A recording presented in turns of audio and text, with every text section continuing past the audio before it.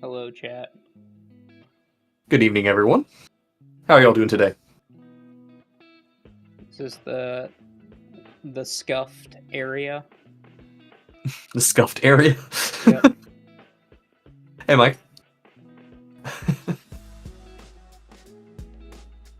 What makes it scuffed? I don't... Oh, we'll find out in due time. Look, everything about my current room setup in here is scuffed. That part of things being scuffed. We still got like a magic collection behind me just stacked up with boxes. Mm-hmm. So all sorts of scuffed. Well, at least you got the place ready. Yeah, we'll go with that.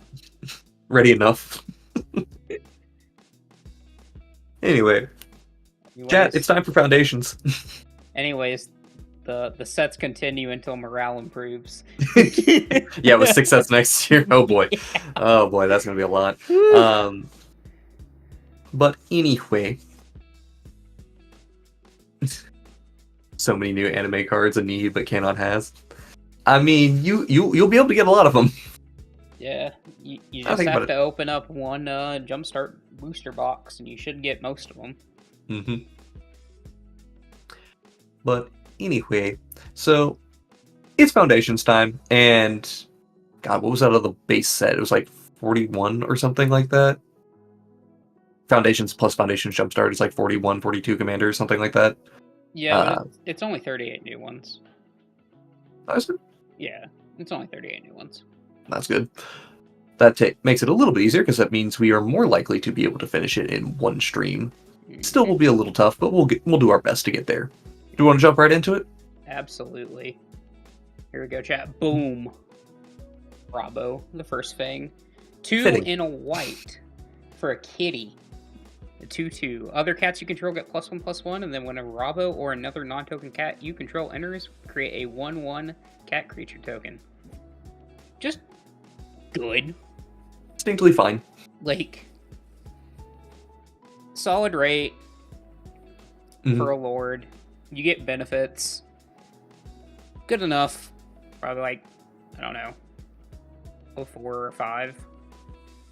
Yeah, I was going to say 3-4 range for me, because like it is just cat plus stat, and you have to play more just mono white cats, which a lot of those cats are going to be equipment focused. Yep. But that's not the worst.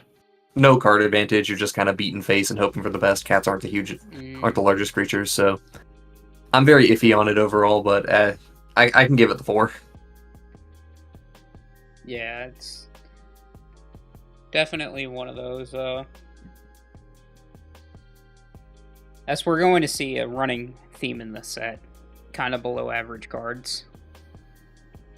Yeah. We'll see a fair bit of that just because of how much focus on introductory product we have, particularly with the balancing within Foundations. Mm-hmm. You know, you have to have your card be reasonable to play on its own, but also it can't synergize outside too easily. So it's a little tough. Yep. It's definitely just a little awkward for most of the set. Alright. Let's go to the next one. Alright. Incoming anime art. I will start off. We were so close to greatness. We were alright, so Goblin Soldier of Miletus. 1 and a white for a 2/2 legendary creature human soldier with vigilance and heroic. So whenever this becomes a target of a spell, that you can, or whenever you cast a spell that targets Burgone, put a 1/1 counter on her, and then you can tap, remove a 1/1 counter from Burgone to draw a card. If this did not have that tap symbol, alright, give me. We would be busted. Remember how I said we're very scuffed? Mm-hmm. I got a BRB. Discord just popped up a notification. Oh? Yep. Rip. I mean, it was Shelby calling us cute, so it's whatever. Mm-hmm. But yeah. Yeah, wait just a moment. I can still at least talk while we're here. We'll talk about this card in a second, but in the meantime, will we figure out this whole Alright, we should be good. Discord setting? We're back? Yep, we're back. Well, never mind. Screw the alternative. White text on white background is not looking so hot. I know, isn't it awful? Yeah, alright, well. Or actually, does Scryfall have dark mode? I don't think Scryfall has dark mode. No. Scryfall? That's why it's bad. Fix it. Anyway, alright, we're going. So, we're playing a 1-1 counter deck that has some targeting stuff going on. This is pretty doable with enchantments. It is also fine to just play a generic 1-1 counters deck. There is enough support for it to work here. And drawing a card, just tapping to be able to draw a card at the cost of a 1-1 counter is reasonable. When you're putting up that much power, you don't need a ton of extra resources to win the game. It's just kind of nice if you do. I don't believe there's any way to get a 1-1 counter from drawing in mono white. Can we open up the EDH rec on this one? I'm actually curious. I was gonna say, I don't think there is. It'll be on the top synergy stuff if it is there. Mm-hmm. So, yeah, plenty of, like, protection pieces. Really, the thing I'm looking at is, like, I'm looking for the Luminarch Aspirant type cards that give you a counter every turn guaranteed. There's one in Foundations. Is it in mono white, though? Where it just, if you draw a card, you put a 1-1 counter on something. And not itself. Because that's the key part here. No. Yeah, I don't think so. I'll just say this seems perfectly serviceable. Not busted or anything, just perfectly serviceable.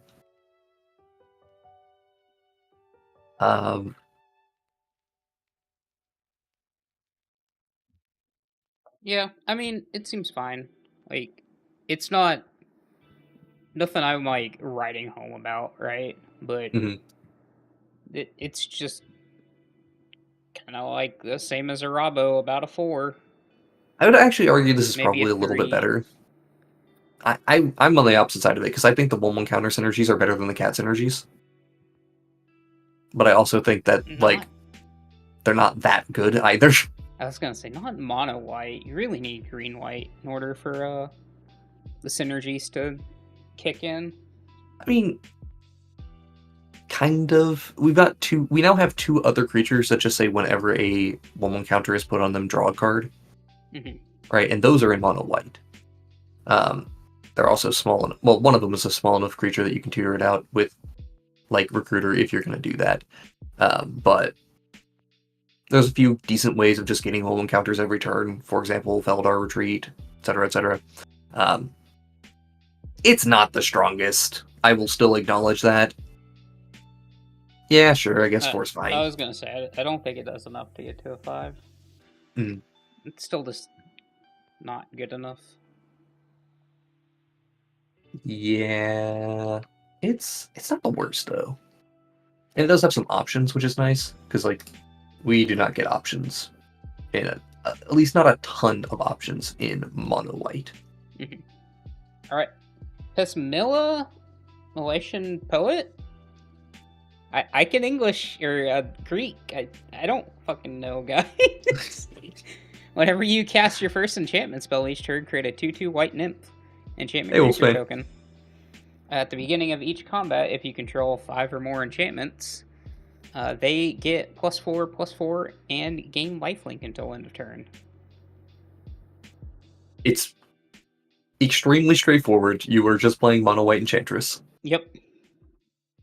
Unfortunately, and this is one of the things I have to knock a point on it for, green gets all of the Enchantresses. We only really have Mesa Enchantress. And then you can do... Yeah, for like, we can get more Enchantresses if we work with auras, but we do not get to have just general enchantments Enchantress. That said, 2/2 Nymph, and it is an enchantment itself. Yep. That actually is relevant because it does trigger things like Enduring Innocence. It's like... Yeah, I don't know, man. Just mono white Enchantress sounds so bad. it just seems kind of like fine. Nothing explosive, nothing too powerful. Just kind of fine. Honestly, maybe a 4 as well. I was gonna say a 3. You think so? I think. Yeah. I mean, again, like I feel like it's just generally applicable. Just the use of enchantments. Yeah, but then you run into the problem of you're playing mono white without, and you're having to cut into a lot of your problem. Your inability to draw cards half the time. Okay, but again, like, because I'm gonna have to point this out for again. We have a Rabo as a 4. Mm-hmm. Are cats better than enchantments? In mono white, they actually might be. Hell no. Hell no, cats are not better than enchantments in mono white. They might actually be, Jason.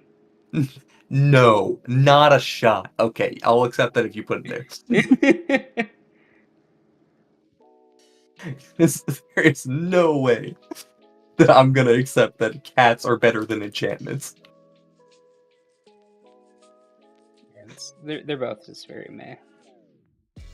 Yep. They're straightforward. That's at least a good part. Alright. Alright.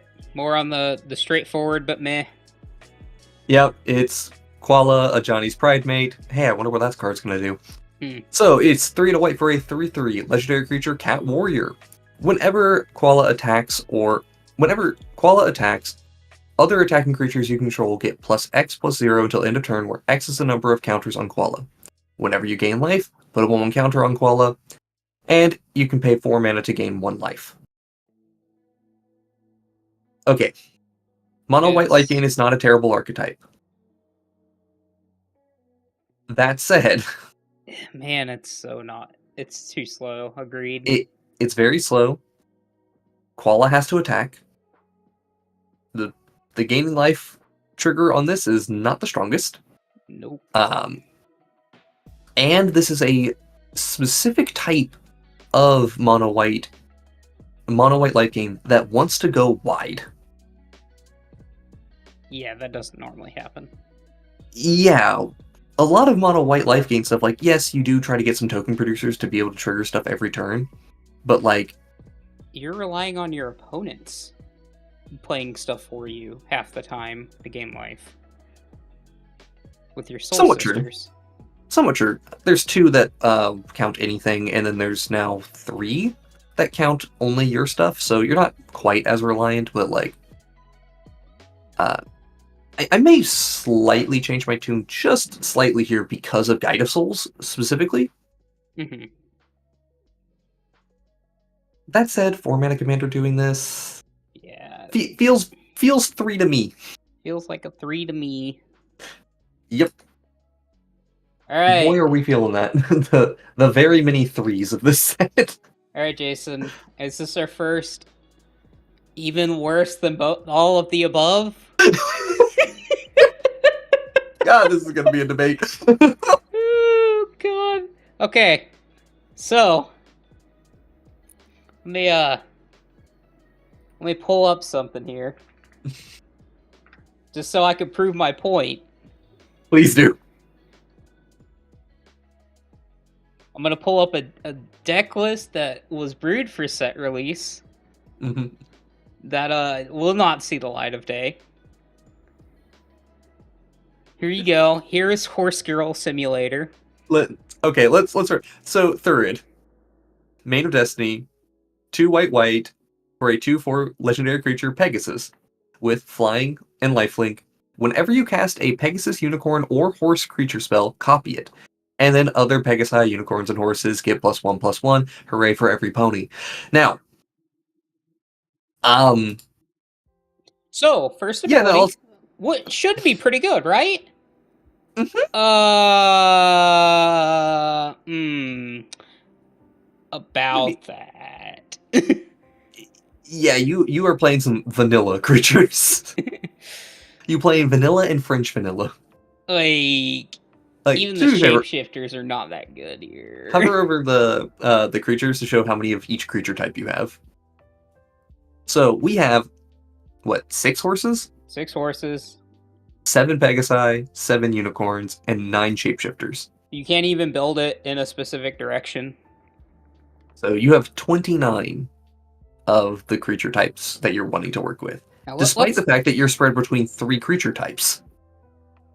Now let's look at our excellent roster here. Oh boy, we have banding.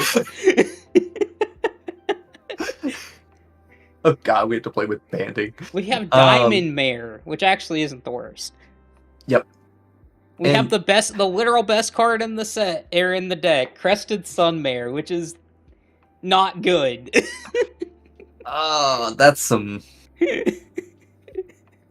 That's unfortunate, you know? Yeah, we're quite literally working with just 2 mana 2/2s for so much of what this is. The creature types that you're working with are just so abysmally bad. Yep. I don't know if copying them gets this out of being a 1. No. Like, it's maybe... I can see the argument for 2 here. I cannot see an argument for 3. Genuinely, our set release videos are quite weaker than our normal gameplay videos, as people have probably noticed by now. Mm-hmm. I did not feel comfortable playing this at that power level. Yeah, you are just... Like, at least snakes had death touch, you know? Like, some of these have flying, but, like, it's just not good enough, man.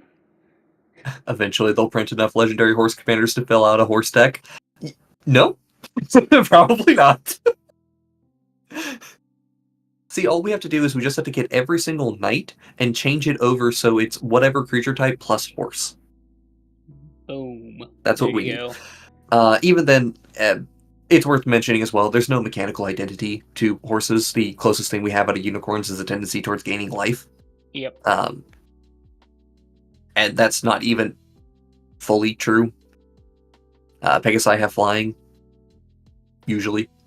So if you wanted to know, before we added any shapeshifters into the deck or changelings, I played every legal horse, unicorn, and Pegasus.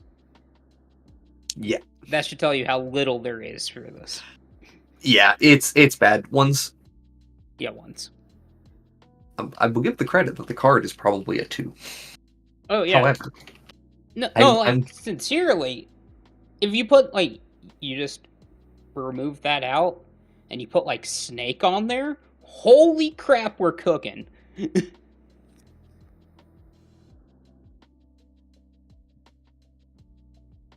Yeah. Oh well. Cool bad. Alright. So, last mono white commander? Oh yeah, this guy. There's not much to say. I completely forgot about him. In fact, to the point where I actually closed out the tab. Oh. Whoops, there we go.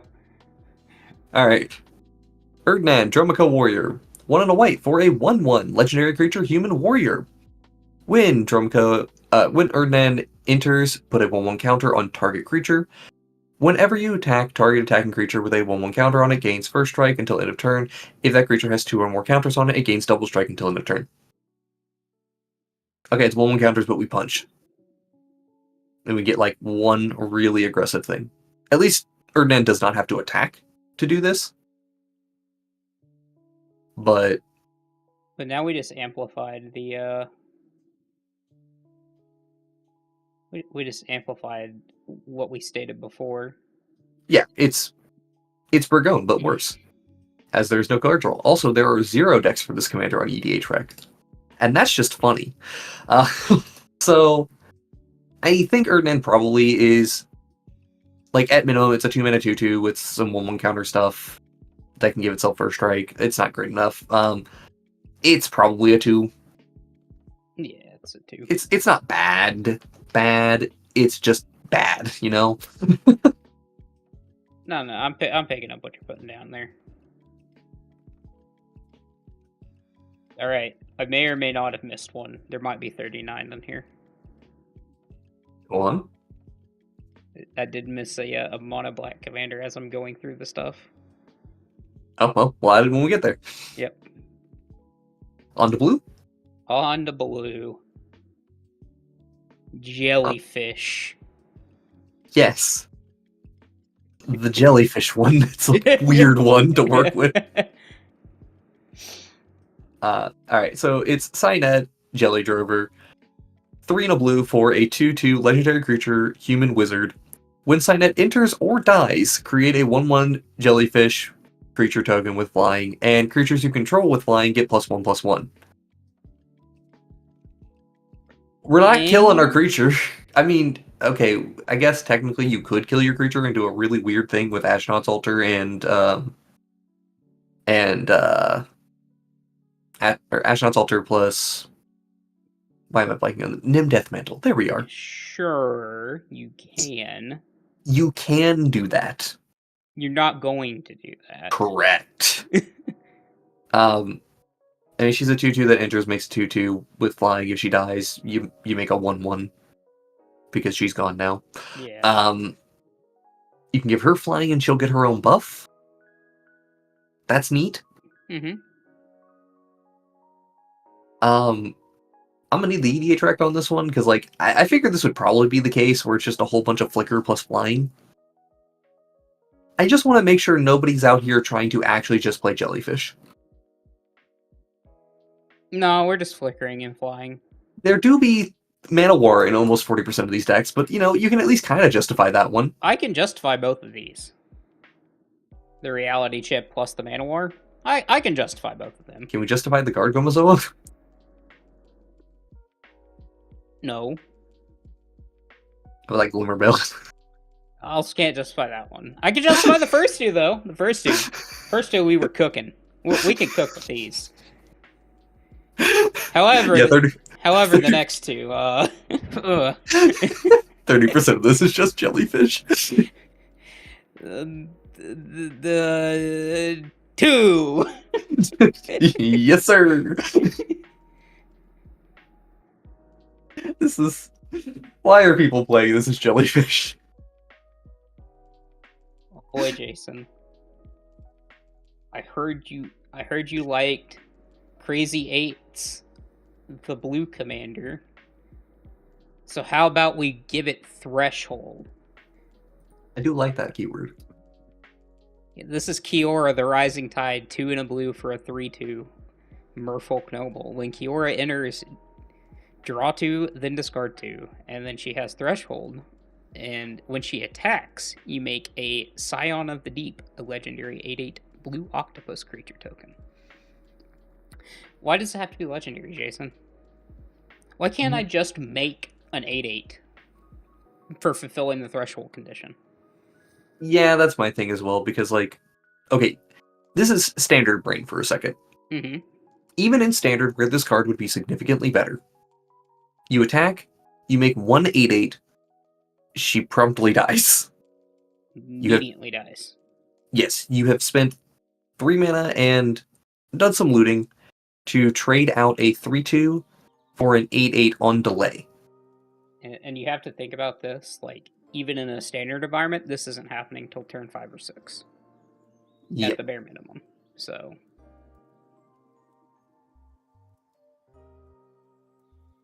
So, I just don't see where I would really want to play with this. Like, yeah, sure, we can work with Wonder and, like, give this flying and such. Is it better than the random flicker jellyfish? I think they're about on par. Like, this is not great. 1 8/8 is not that good. Yeah, it's not dog water. It's not dog water. I was gonna say I can't put it on the same tier as this. No. I'm trying to justify a 3 in my mind, and I cannot really. Yeah. So it's rough out here. Oh boy, Jason. We have not hit average. Oh boy, Jason. I heard you wanted to play with Mifa from hit game Breath of the Wild. It's near div. No. So, near div, Devious Diver. 2 and a blue for a 2/2 legendary creature Merfolk Rogue. Whenever near dev becomes tapped, target player mills cards equal to its power.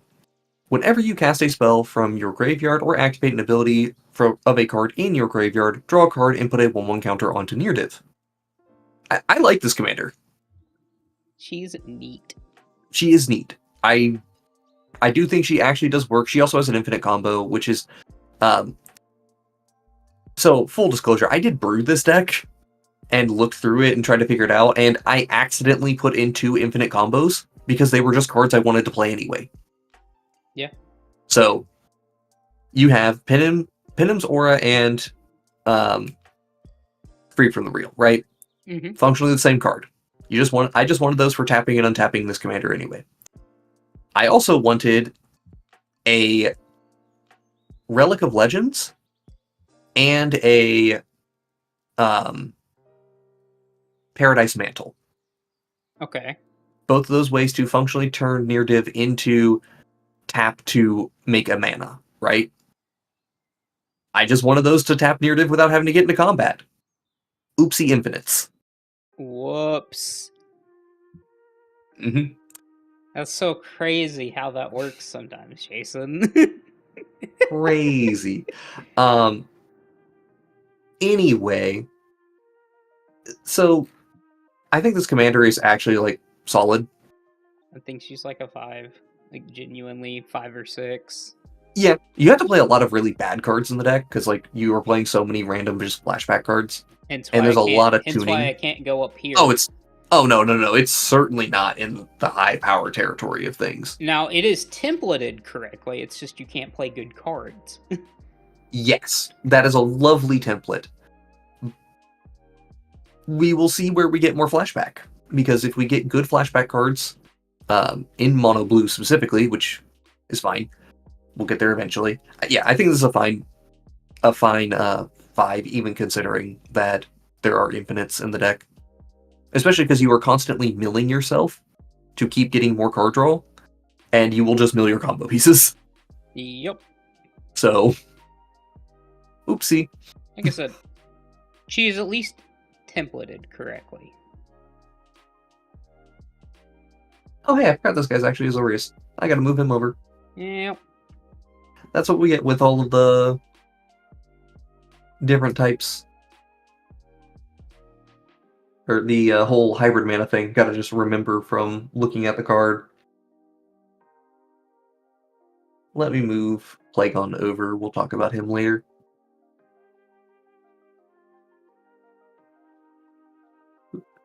Alright. Ready for the next one? Fulus, right? This thing is... Yeah, this is the one I missed on the visual here. But it's okay. We can still talk about it. Spoiler alert, it's probably like a 3 or a 4. Oh, sure. We'll talk about it in a bit, though. Like, or do we want to just talk about it now? Yeah, let's talk about it now. Sure, we'll jump over to Fumulus. Yeah. Or Fumulus. Fumulus. There we go. Alright. So, Fumulus, the Infestation.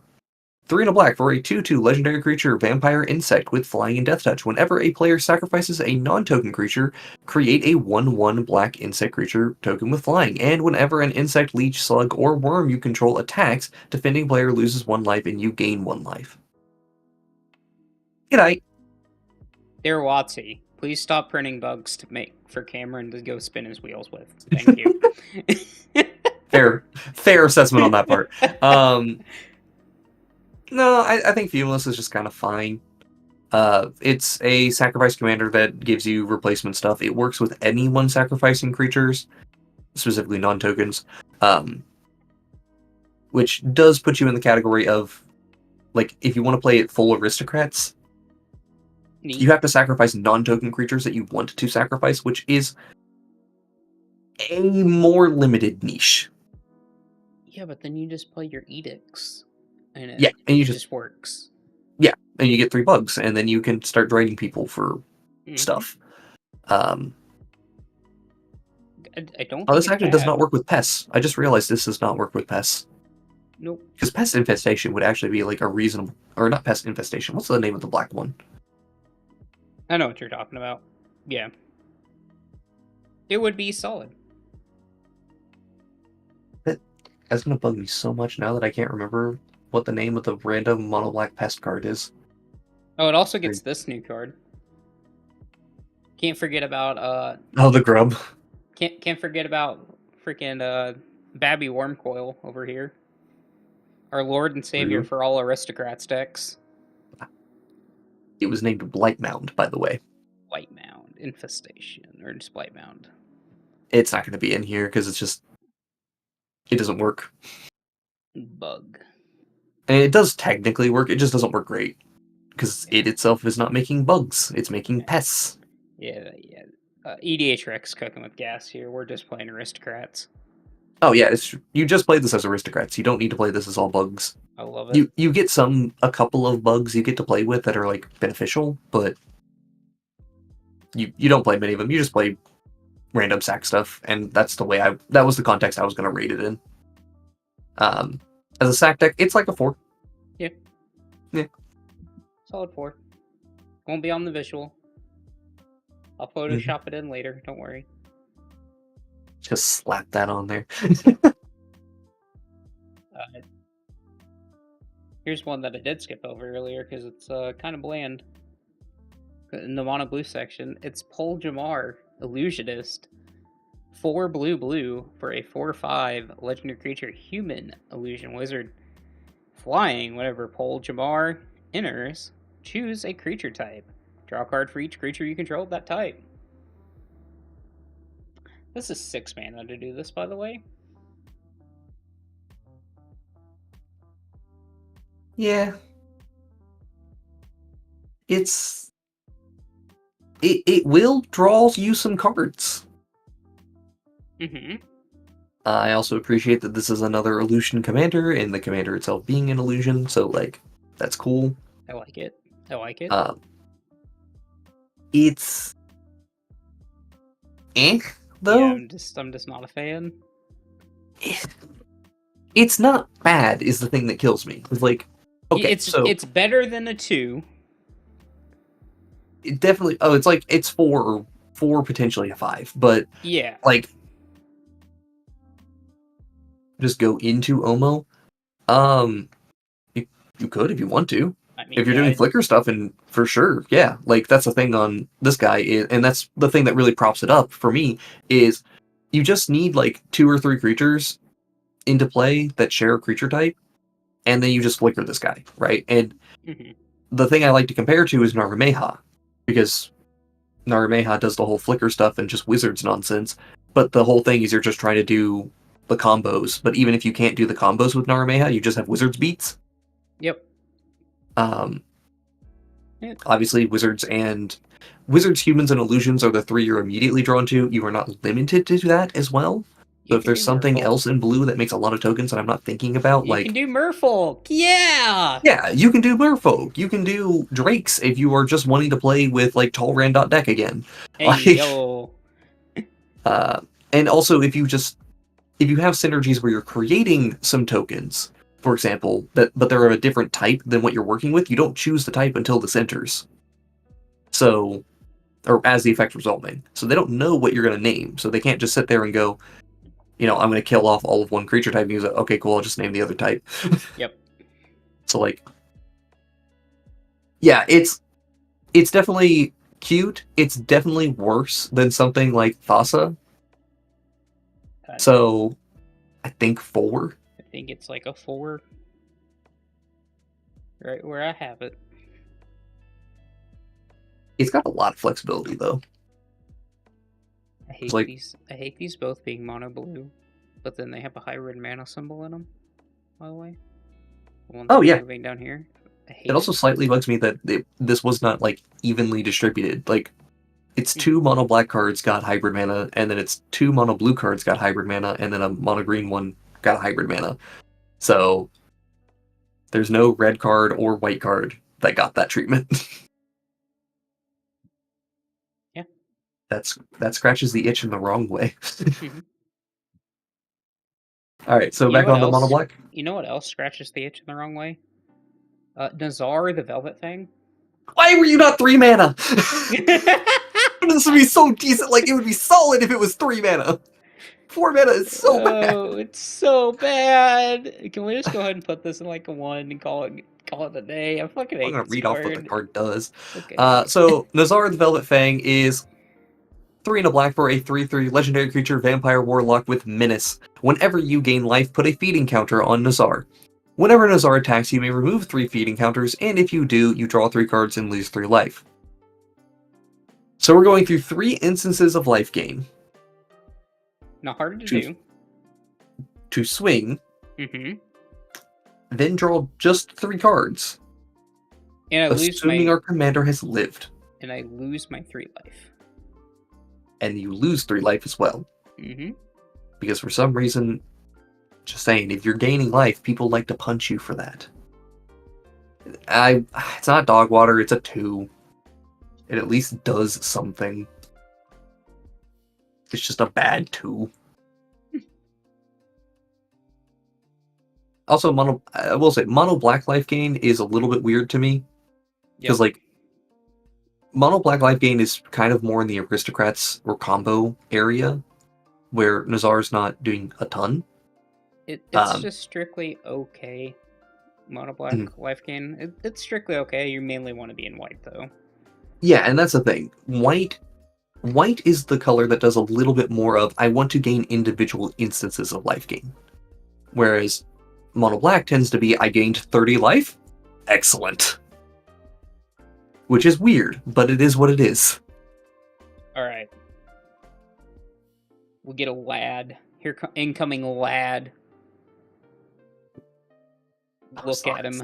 Bask in him in all of his glory for how bad he is. Oh god. Alright. Ozok the Clattering King is 2 and a black for a 3/2 legendary creature, skeleton noble. Ozax can't block. Whenever Ozax dies, create Jumble Bones, a legendary 2/1 black skeleton creature token with this creature can't block, and whenever this creature leaves the battlefield, return target card named Ozax from your graveyard to your hand. Oh my gosh. Well, this card actually does nothing, right? We're actually doing nothing? Oh, huh? It gives you fuel, kind of, not really. It's a skeleton. Whoop-de-doo. It's honestly a 1. Yep. Like,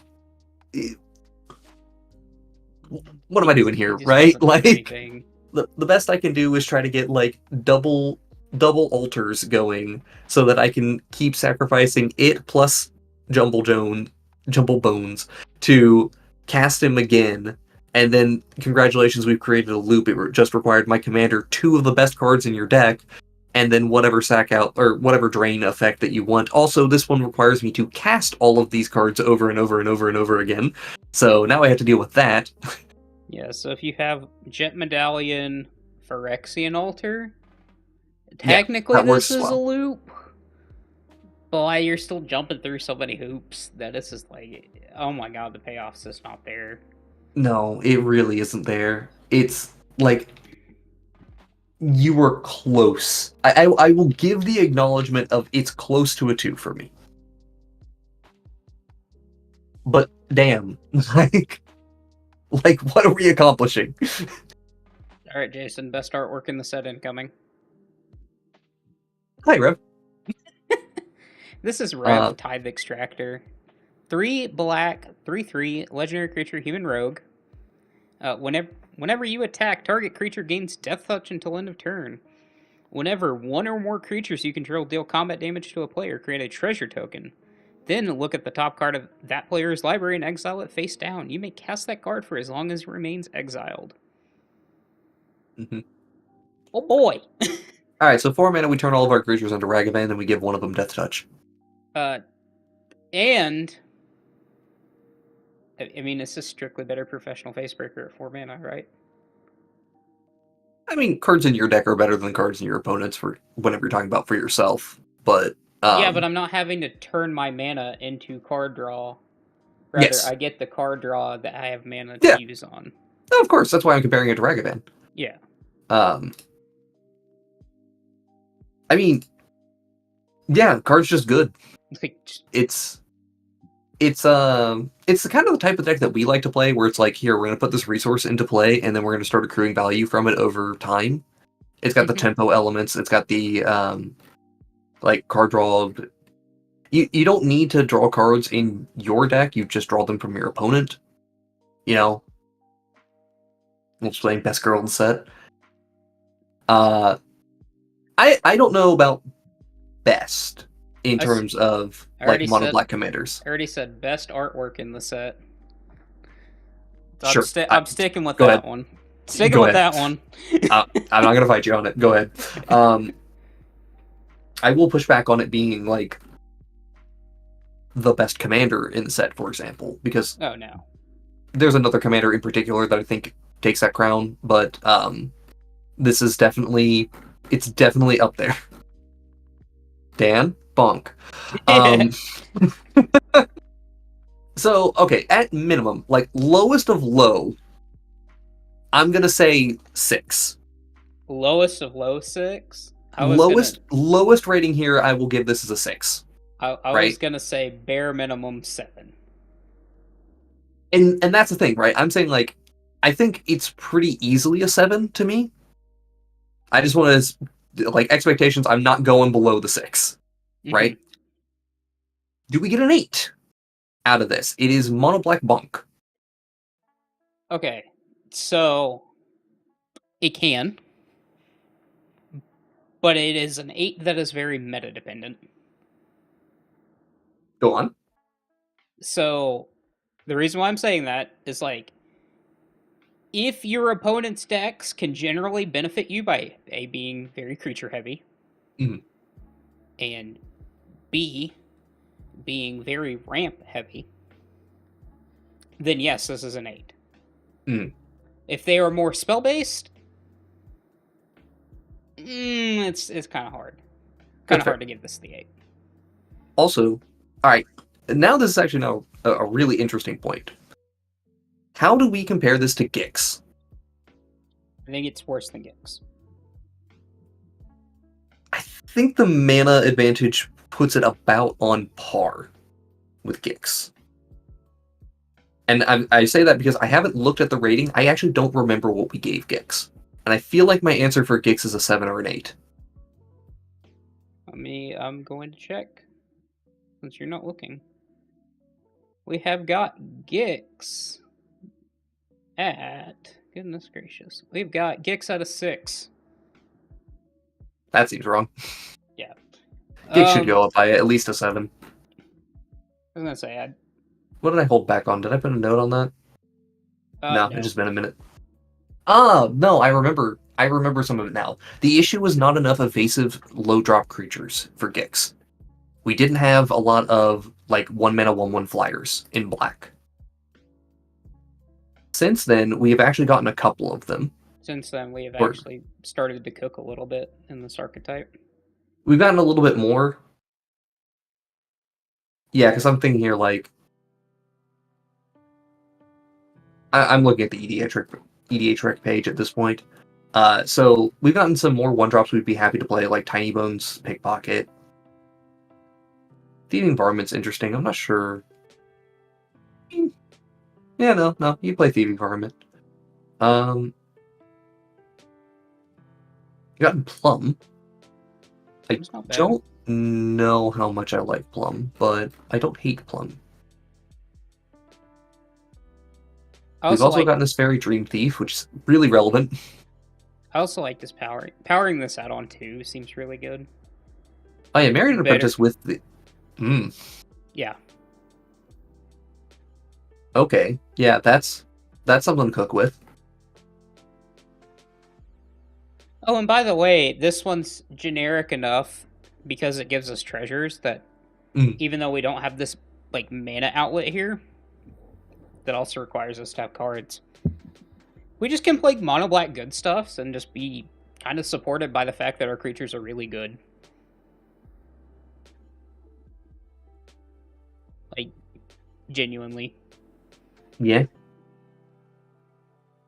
trying to think if there's anything else that has really been gained that changes my opinion much more.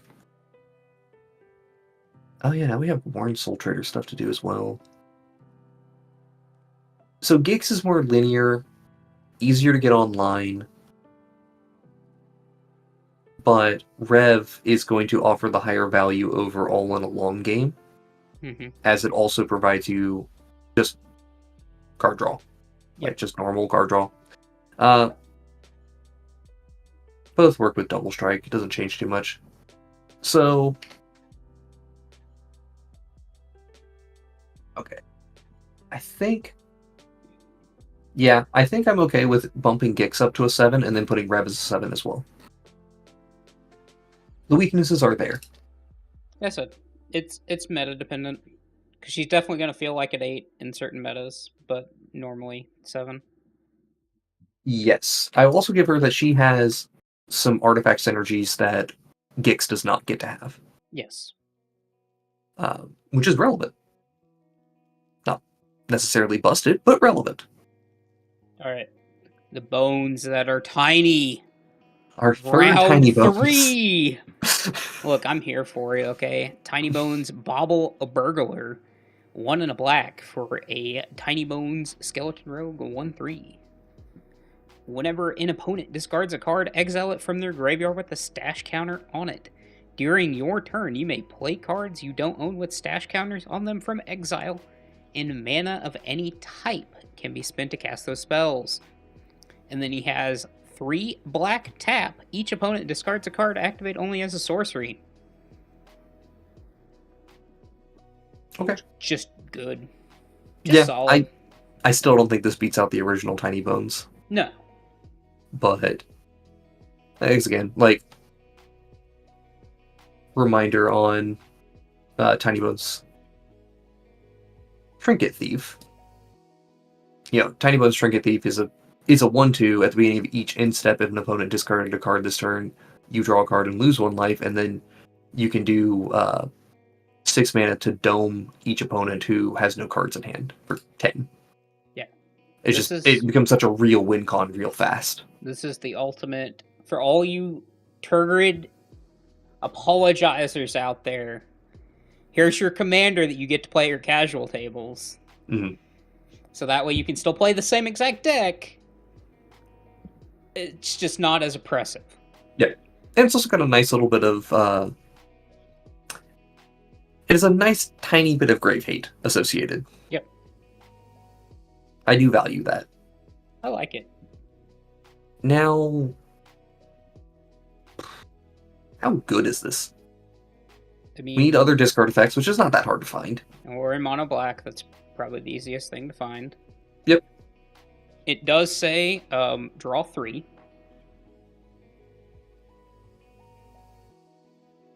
You do just get to draw cards, essentially. Yep. And then it has pay 4 mana to draw 3. Mm-hmm. It's at sorcery speed, which is actually a pretty huge knock against it. Mm-hmm. Plus, any mass discard is going to have a reduced value if you are not also giving your opponents cards to discard. Yep.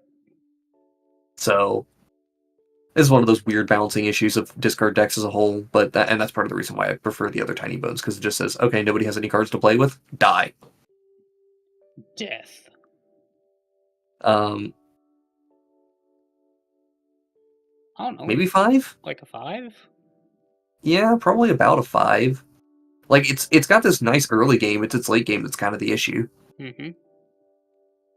But then again, if it's in the late game and has a nice early game, it should have more cards to work with than the opponents. Maybe a 6, but I'm not entirely sure I agree with that.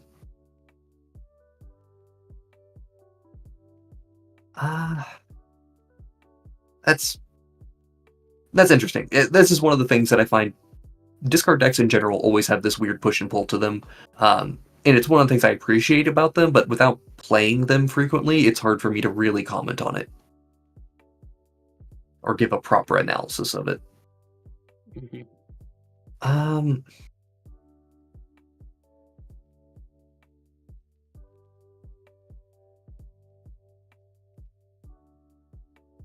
Yeah, I think it's just a 5.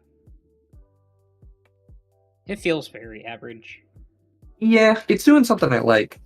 Oh, by the way, since I'm just here, I'm looking at all these tiny bones anyway. Original tiny bone's still an 8. Yeah, that feels about right to me. I don't think it goes up to being a 9 when optimized. I think it's just kind of 8 all around. Mm-hmm.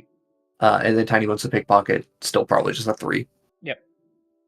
If not even lower, because honestly, I continue to not be impressed by tiny bones to pickpocket. As a commander, at least. I like it. I really like it in the 99. But... Yeah.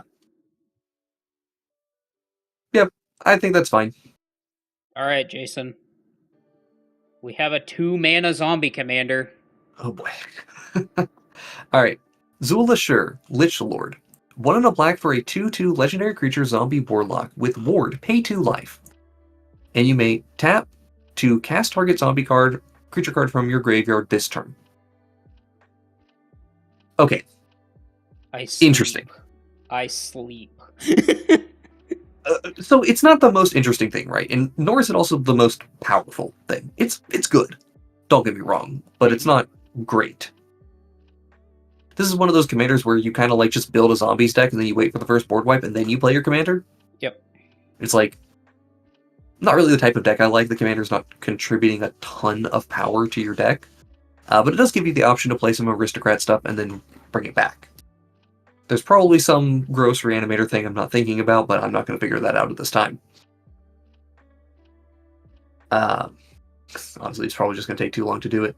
And I'm looking at the EDH rec for it, and it's just... playing zombies. It's mono black zombies. It's literally everything you would expect a mono black zombies deck to be. It is probably a 4. I think you are probably spot on with that. Yep. Like, it's not Zoler that is the one making the big power here. It is just a generic zombies deck being good.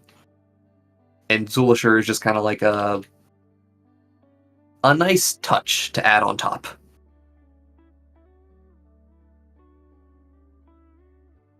Yeah, I mean, it's just okay. In my opinion. Mm-hmm. No, it's not okay. Most of the mono red commanders. Oh boy. Yeah, there's a lot of iffy here. So Anep Vier of Hazaret. 2 and a red for a 4/2 legendary creature Jackal Warrior with Trample. You may exert Anep as it attacks. When you do, exile the top 2 cards of your library. You may play those cards this turn. Oh, sorry, until the end of your next turn, you may play those cards. 1 moving along. Yep. Like, I have to exert to do that? Oh my goodness, that's so bad. Yeah, like, for comparison, Iruth, right, is 3 mana 2/4, much more defensive, and it replaces all of your card draw with a impulse draw 2, which is a lot of cool synergy to it. I am not gated behind waiting till turn 3, then turn 4 exerting my commander to get 2 cards to play, then take that turn off of using my commander to then use it on the following turn. Like, that is... Also, the cast from exile thing is, like, fine, but not great. Alright. Next up on the mono red commanders, we have Cleon, Merry Champion, and 2 in red for a 2/2 with double strike. And then they have Heroic. Whenever you cast a spell that targets them, exile the top card of your library. You may play that card this turn until the end of your next turn.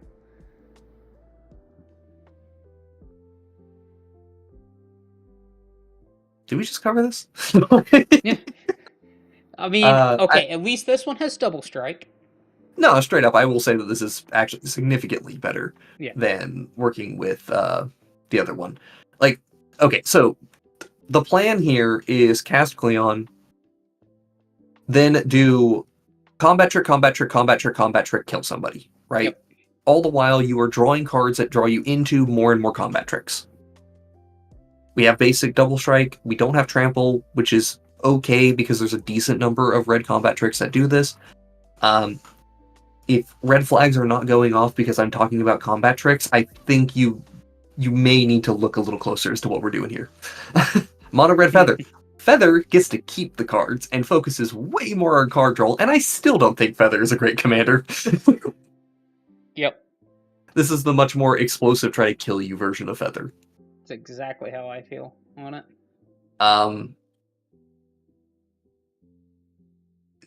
It is one of the commanders of all time. Yep. Maybe a 2? Certainly is. Yeah. At least it has some stable options as well, with just like equipment. But no, no, thank you.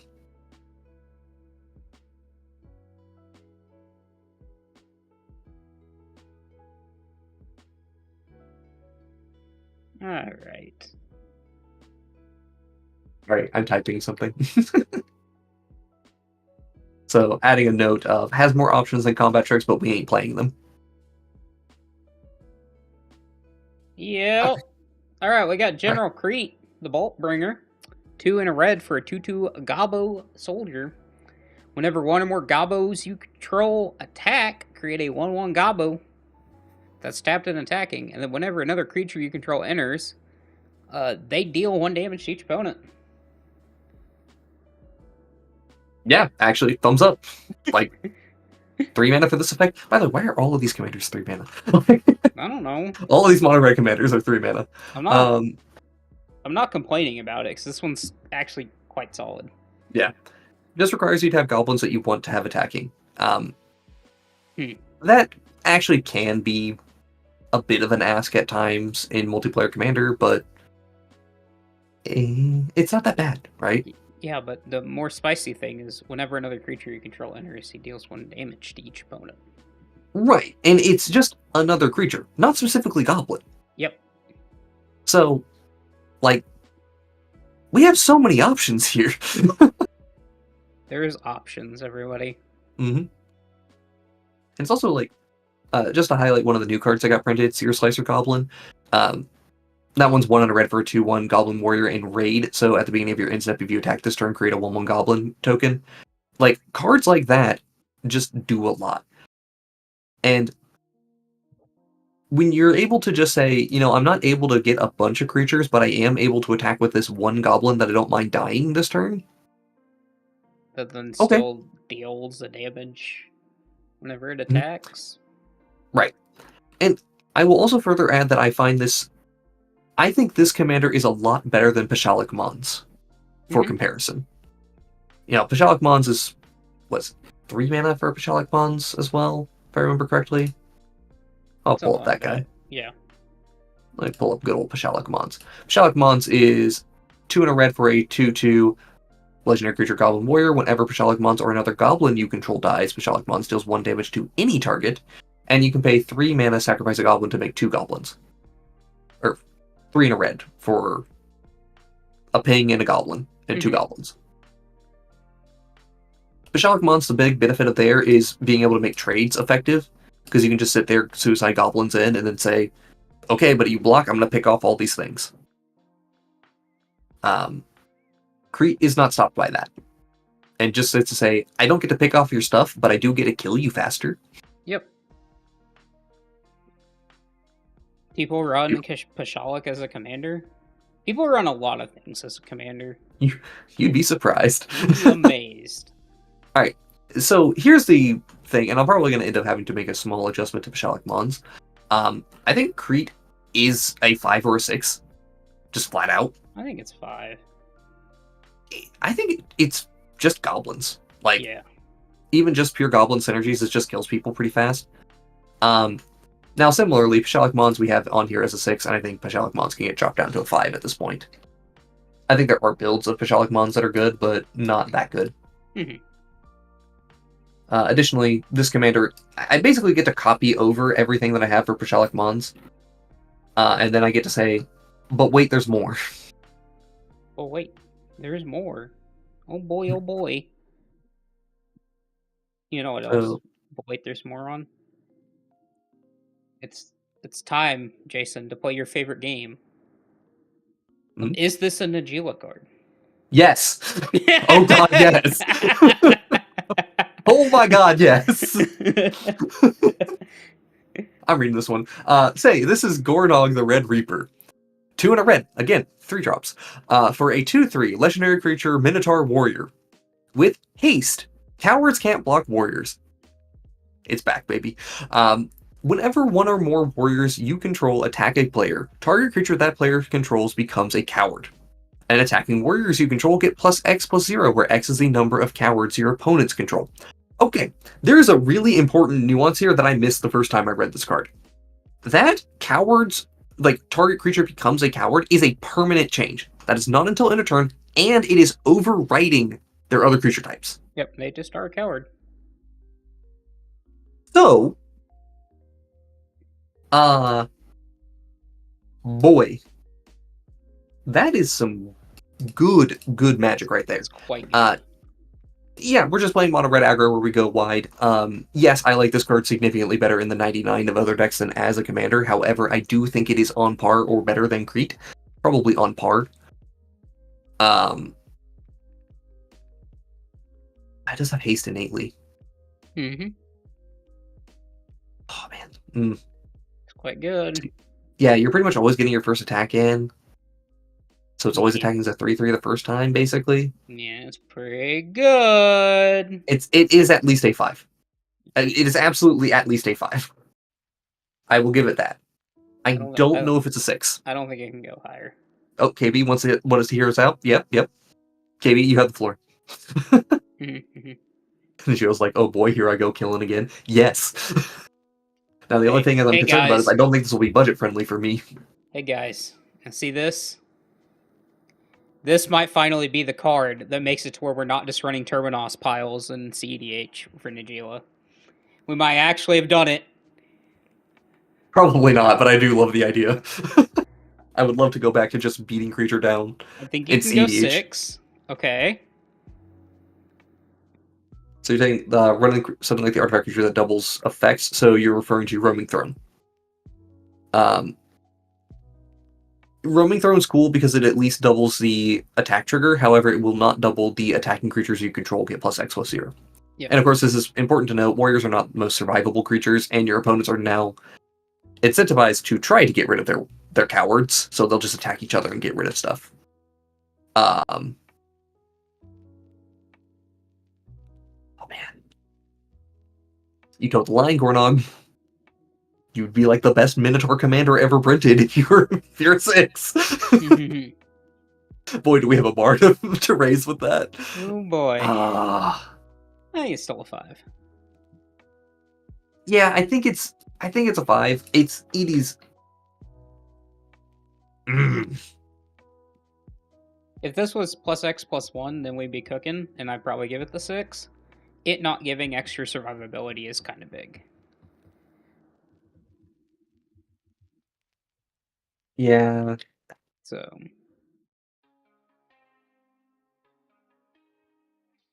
It also means they're just getting rid of their creatures as well, so it's like, if they're not affecting your board. It's very interesting. Man, it's... Yeah, again, this one is like really hard for me, not even joking. As soon as you make one thing into a coward, you are now public enemy number 1. So on turn 3. Yeah, on turn 3, you are now public enemy number 1. I'm sorry, but you have to suffer. Maybe I should just build this deck at some point and just try running it out. See where we go with it. Probably should. It's solid. Right. Like, I can't even deny that it's not good. The card just innately is strong. Yeah, it does a lot. It's got a lot of lines of text. Just impressive. You know what else has a lot of lines of text? This next one? Kellen! You skipped one. This one has a ton of lines of text. I don't know what you're talking about. We'll go Kellen first. Alright, so Kellen, Planar Trailblazer. For 1 red, you get a 2/1. That is a Human Fairy Scout. And you pay 1 and a red. If Kellen is a scout, it becomes a Human Fairy Detective and gains whenever Kellen deals combat damage to a player. Exile the top card of your library. You may play that card this turn. Then, 2 and a red. If Kellen is a detective, it becomes a 3/2 Human Fairy Rogue and gains Double Strike. Unironically, this is pretty solid. Yeah, it's pretty decent. So I have brewed this one as well, and I have also seen it in action. It's all right. That's like a 4. That's about where I would put it. There's maybe something to be said of like the lack of combat tricks that were being played in the builds that I saw, which may actually be like a legit thing you may want to do. Also, we didn't. Neither I or the other player in this case, we didn't put a ton of like rituals in the deck, and maybe that was the thing that was needed, just to try to get Kellen up to being a 3/2 as quickly as possible. Yeah, if you can make Kellen a 3/2 on like, well, I mean, ideally Kellen's always a 3/2 on turn 3, right? Because you're gonna go 1, 2, 3, but right, and that's the thing though, is like going 1, 2, 3 on curve is just kind of not that good. No, especially because I do think this is a mistake with a lot of what I saw with Kellen, which is players not being willing to, and it's again generalization off of like one game, but players not being willing to level up Kellen when you can, despite the fact that you will just lose cards into exile. Yep. It doesn't matter. You set up your card draw. So. Also, you can totally wait and see on the leveling up. These are not sorcery activations. That's true. So I keep forgetting that. Like you can absolutely do it on somebody's end step to hold up like you're a braid or something. Honestly, didn't even think of that interaction. That's actually really nice and a solid point to Kellen. Yep. Yeah, I think a 4 is probably accurate for Kellen. I would consider it weaker than Ragavan as a commander, but close to on par with Ragavan. It's like slightly below it, though. Yeah, well, I guess while I'm here, I'll take a look at Ragavan and see what we said. Yeah, Ragavan is 4. Yeah. Also gave the very important comment of Monkey. Monkey. So. Excellent comment. Excellent. No notes. No notes. No notes needed here. Alright. We have Ivora, Insatiable Error. 1 in red for a 1/1 legendary creature vampire warrior. She has Trample. Whenever she enters and whenever she deals combat damage to a player, create a blood token. Whenever you discard a card, put a 1/1 counter on her. So this is another one of those commanders that I've actually gotten to play against already. The discard stuff is real. Mm-hmm. You have to go really hard on it. Yep. To make Ivora work. You're playing a lot of really bad cards as well, and if Ivora is not in play, like... your deck doesn't function. Yeah, the deck doesn't do too much without Ivora in play. It is possible to do some, like, cool combo-y stuff with it. I did see that happen, even without Ivora in play, but Ivora, like, that's your win con. You are just trying to punch somebody. Hey, Kelvin! Welcome to the mono red section. And... it's fine. Yeah. It's fine. It's like a 3. Like a 3. Yeah. It did not particularly impress me. Mainly the issue of the synergies not being fully there. Ivora itself was actually pretty reasonable. Is this it? Are there any Urza effects in red? Like tap an artifact for mana. No, I do not believe there's anything that just gives you the ability to tap an artifact for mana. The next closest thing you would have that in red is Maria, I think is her name. Mm-hmm. And she's the Gruul commander that you tap 2 non-token artifacts to make a mana. I think is it specifically a green mana? I can't remember. But she also has the ability to exile cards on the top of your deck to churn through your deck. So she's actually a solid artifacts commander. All right. Thank goodness we only have 4 green commanders. Spoiler alert. At least 2 of these are not good. At least 2, you say? Okay, so let's start on Brawlios. Was there a B? Oh my goodness, there was a B. Yeah, never mind, there's 5. Oh, So it's you so missed easy out to skip. Borrelios. That one's like okay. All right, Borrelios of Fair's Band. 3 green for a star legendary creature Centaur Scout. I'm just happy to see another legendary Centaur.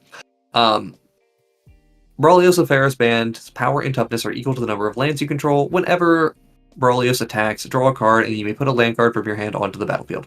Congratulations, we have made blue. This is just Bonnie Paul, but we lost a color and we lost a lot of stats. Yeah. And its rate's just really not great either. Nope, but it is mono green landfall, and it is doing an okay thing. It's probably a 4, honestly. As boring as it may be. Oh, hey, look, I skipped this one. I missed it. Hey, there we go. There we go. So basically, Excellent. green. Yes, absolutely, KB. 3. You say 3? Go. Yeah, sure. I mean, it's 3-4 somewhere in that territory. Yeah. It's just kind of fine. Play lands, do crimes, you know? I'm not gonna lie, I totally thought that was a commander that had already been printed. Oh. Alright. Giannis. Elvish Archdruid. 3 and a green for a 3/3 legendary creature, Elf Druid. Elves you control have, when this creature becomes tapped during your turn, untap it and put a 1/1 counter on it. This ability triggers only once each turn. Okay, so welcome to potentially the best commander in the set. As insane as it sounds. I don't think it's the best. It's definitely up there. It's quite good. Yeah. So the thing about Dionys here is it has to become tapped, right? Yep. Attacking taps this thing, right? So if you just had hey, whenever an elf you control attacks, put a 1/1 counter on it, that's actually a pretty good line of text. But now we're also going to be able to untap it. Oh yeah. So now we can use its abilities. And by the way, elves make a lot of mana, if you didn't know. No, I hadn't considered that. Yeah. Yeah, every elf just getting to tap. And again, it's putting the counter onto the creature. The ability may be reliant on Dionys being there, however, that does not change the fact that it is still there. Yeah, a billion ways to tap and untap in green. Well, okay, so the thing here is that with Dionys, we don't actually want to untap like multiple times. So like Quarian Rangers actually aren't. Quarian Ranger is a good card and I would recommend playing in the deck, right? But because we have the limitation of only once each turn, that doesn't work great. However, Wirewood Symbiote returns Dionys back to your hand and resets it. So, there you go. Quite good. It's Elf Ball, man. Dude, I can't see this any lower than an 8. It's just genuinely good Elf Ball. It feels like an 8 to me. Yeah. Like, dude's cracked. What do you want? Like, well, turns out we have one good uncommon commander printed in this entire thing. And it's an elf ball commander, so therefore it gets hard carried. Yeah. I mean, even then, I would still argue that effect is worth... well, okay, I guess I should say... Okay, yeah, sure. Elves do carry that effect up a little bit more. You know, if it was just purely rated on its own power, it'd probably be a 7 as opposed to an 8. I can acknowledge that. Alright. I love this little lad. Hey, it's Loot. He's back. Loot, 2 and a green for a 1/4 legendary creature, Beast Noble. You may play an additional land on each of your turns. Relevant.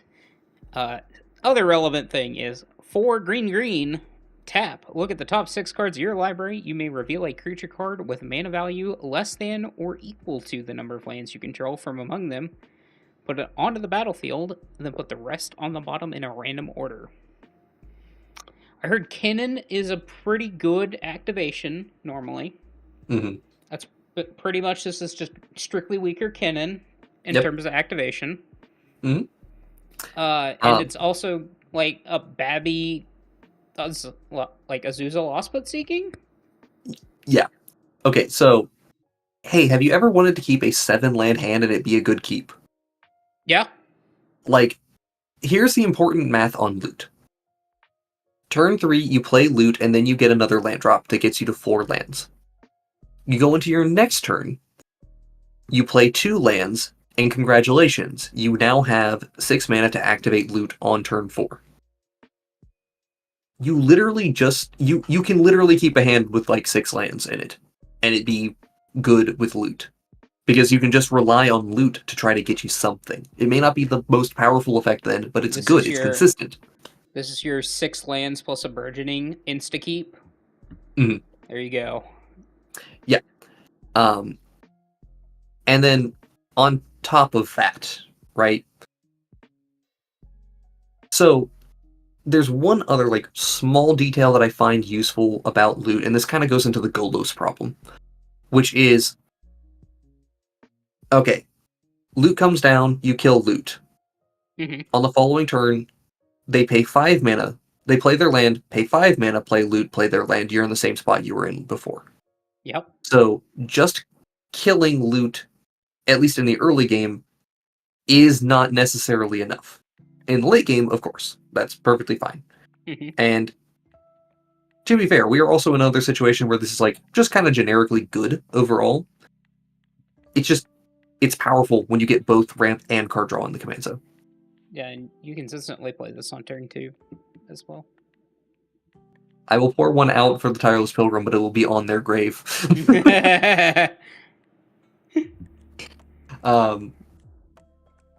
So, alright. So, I did see a 7, I did see a 5 here, I see a 4, or 4 green, being basically nothing, which is true. I do lean towards this probably being a 6, maybe 7. I lean towards this being a 7. Okay. Just because it makes a lot of your bad hands that you can keep in mono green actually quite good. I guess relative question. Where do you compare this to Azusa? I actually think it's a little bit stronger. You think it's a little better than Azusa? Yeah, because it has the other ability. Yeah, I mean, I think that's pretty reasonable. I will say that our rating for Azusa is a 7-8 split. I do think that there's probably a build of Azusa that gets to be just better, but I do also acknowledge that this deck can literally just be the most generic green deck in the world, and it will still be a good deck. How many land do we have? We don't even have to have that many. We can literally play a 34 land deck, and it still probably works. Yeah, I mean, that's perfectly reasonable, because you are going to play other ramp as well. I would prefer to be up on the number of lands closer to that 40 range, just because of I do like the option of literally just, okay, here's my 6 lands in play on turn 6 or on turn 4. Here we go. Yep. I mean, it's just good. Mm-hmm. Just good. Also, it's adorable. Yes, the Pokemon is adorable. You know what else is adorable? And also a Pokemon? Yep, and also a Pokemon. Hey, it's Rufus Sproutsire. God, this card's so goofy. I love it. Shrufus Sproutsire. 2 and a green for a 1/1 legendary creature Saproling with trample. We did it, Reddit! We have a Saproling! Okay, fun trivia moment. Shrufus is the only creature, like, card that is a creature that has the Saproling creature type. Everything else of Saprolings comes from tokens. But anyway, whenever a Saproling you control deals combat damage to a player, create that many Saprolings. This has a cascading effect where you make more Saproling tokens, each Saproling can make more tokens, so on and so forth. So this can get multiplicative. Yep.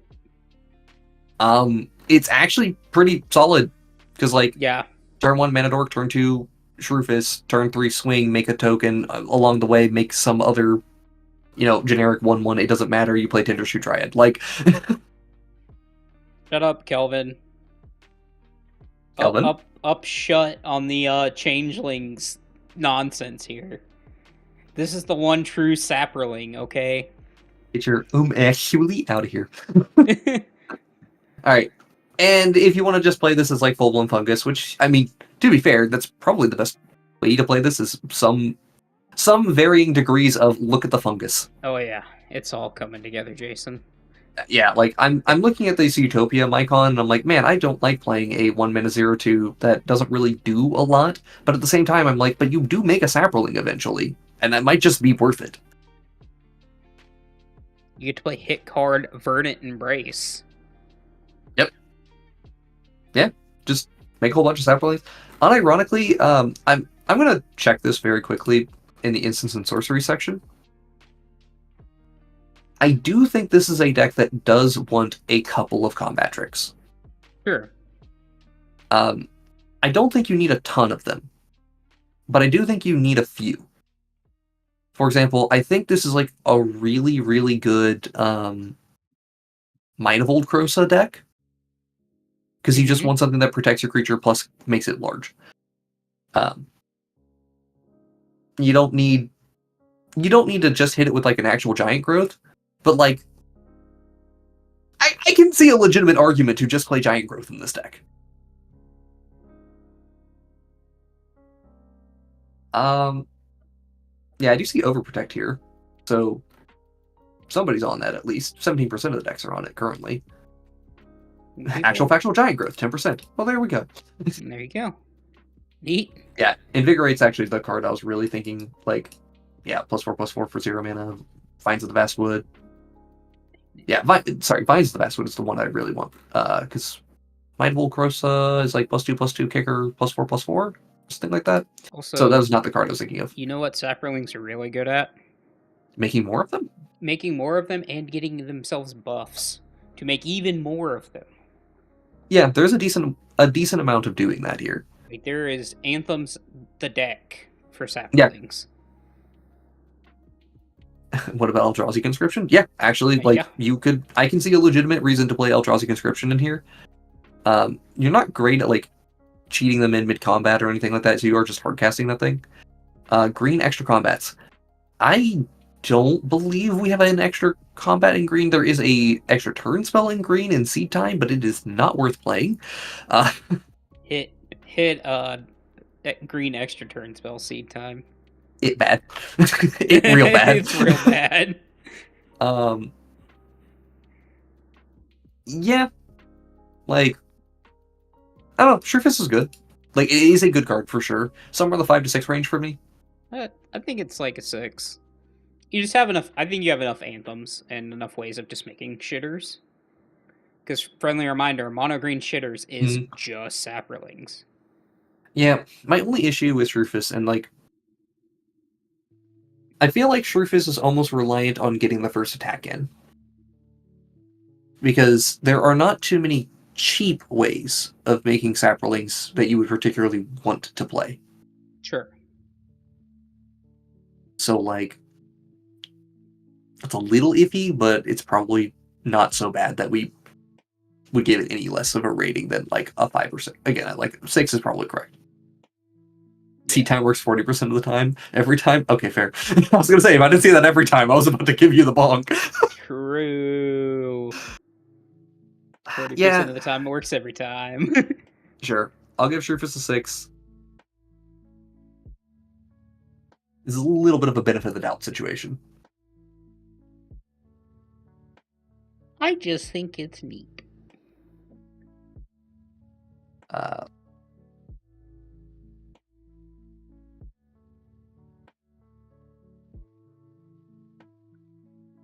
Oh yeah, this card exists.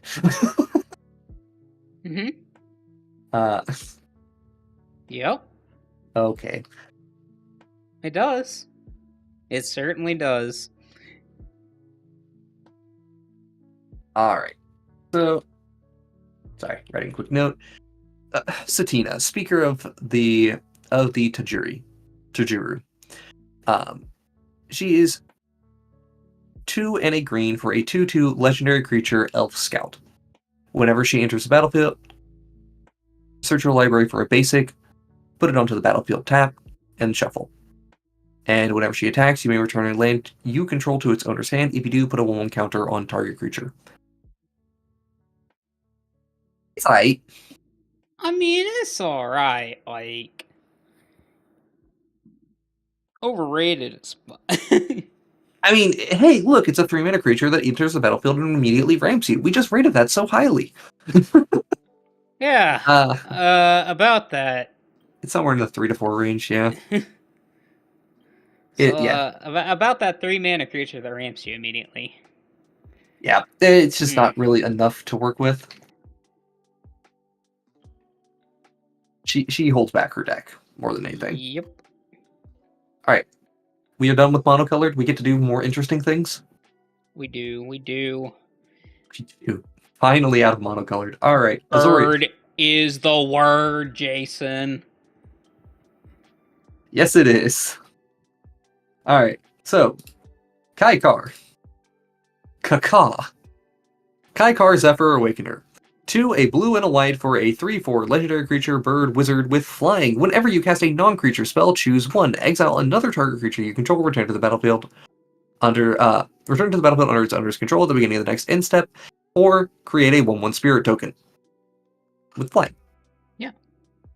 So this is kind of like non-creature spell flicker. Yep. Or you can do like instants and sorceries, go wide with some flyers stuff. It's kind of fine.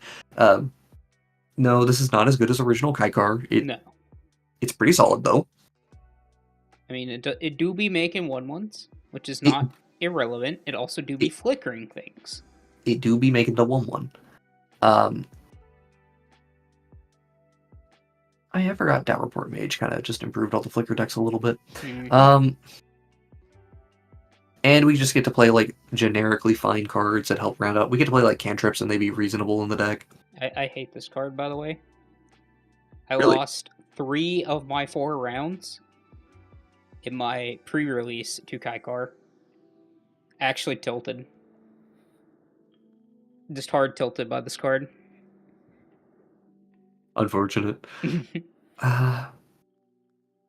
We'll Spain over here with it'd be an 8/9 if it was just blink, but at the end it's at end of turn, so it's like a 5. That's about an accurate assessment on this. Yeah, I mean it is. We have to go down on our number of creature spells we would want to do compared to normal blink decks. Well, but that's not even like fully true, right? Because like we want to play like 30 creatures, 30 non-creatures, and 30 lands. Let's do the even split, right? Yeah. So if we're drawing cards, we're getting more non-creature spells to cast. We just have to want to cast our non-creature spells, which can be a little awkward for something like a counterspell or Teferi's Protection. Is Azorius poly? Yes. Suggest guy, I can read this. If you're going to do Azorius Polymorph, I mean,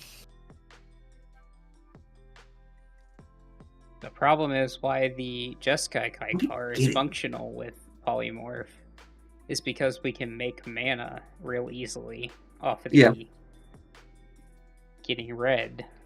Yeah, this you can doesn't have a way of making mana.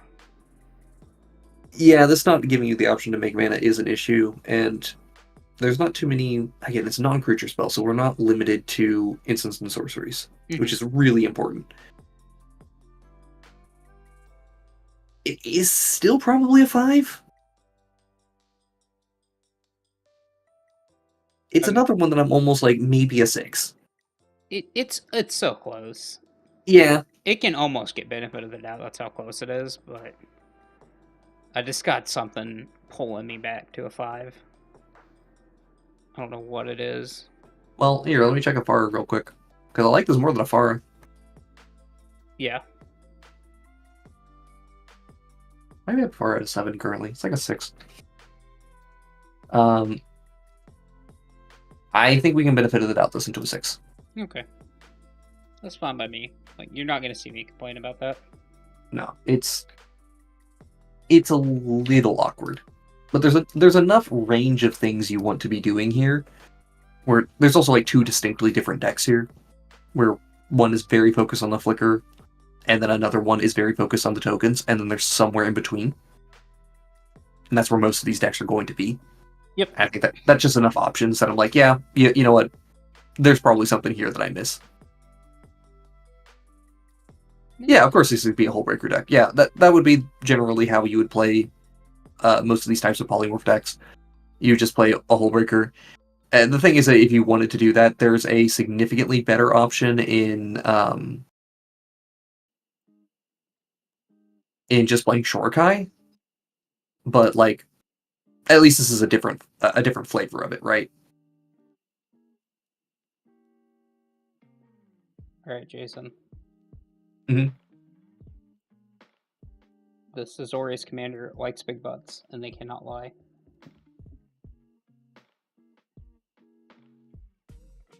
Oh boy. Alright.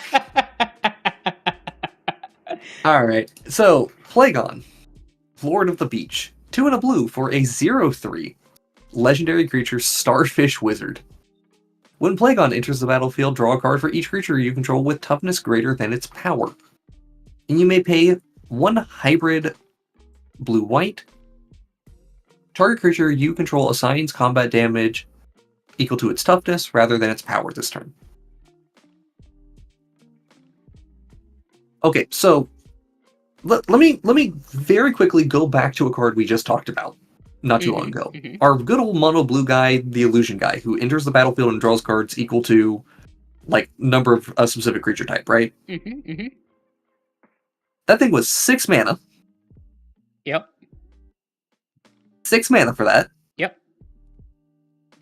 And this guy is 3 mana. Yep. For doing something much easier.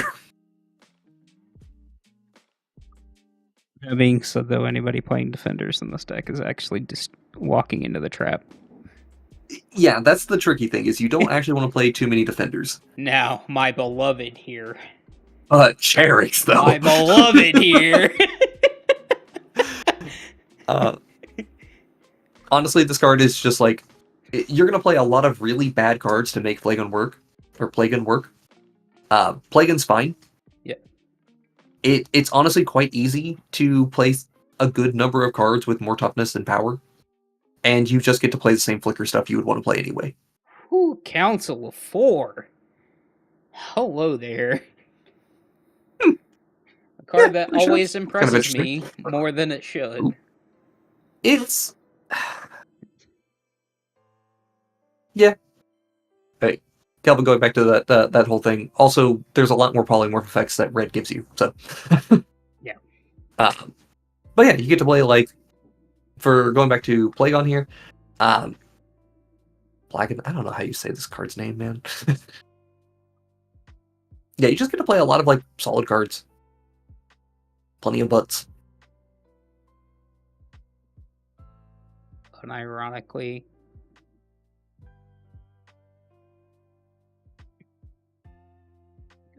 just good. Settled Space Taker. Yeah, I actually genuinely believe this card is actively good. Minimum score is a 6 for me. And it's probably the correct score. No. It's probably a 7. It's probably a 7. Like, there's just a lot of things that have dump truck asses that can still attack in blue-white. Blue-white playing a defensive game? Oh god, why would we do that? I know, right? Like, it's... yeah, I mean, that just feels kind of accurate for it. It's... you're not winning the game too easily. I do acknowledge that's actually an issue. But, like, you saw the high alert that was in there. So, it's not too hard to just find something to help you win the game. And, like, people are even less incentivized to swing into you. Mm-hmm. Because you will just kill their creature. That's true. You can just use it straight up defensively. When you have 2 mana 0/6s that are actually 6/6s, they're the ultimate defenders in the early game. Also, now that I think about it, we've gotten like 2 things that have made it so toughness better than power. I might need to look at Arcades again. Here, I'm literally going to do that super quick. Mm-hmm. Arcades we had as a 6. I think Arcades has gotten enough to be a 7 now. Yeah. Yeah. Cool. Anyway, back to our regularly scheduled whatever new card we're talking about right now. Portal Ninja.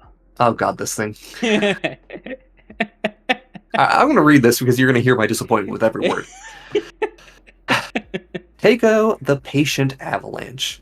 3 and a blue for a 4/5 legendary creature turtle ninja. Takeo enters tapped. Whenever another creature you control leaves the battlefield, if it didn't die, scry 1 and put a 1/1 counter on Takeo. And whenever Takeo attacks, you may pay a hybrid blue-black. If you do, target attacking creature can't be blocked this turn.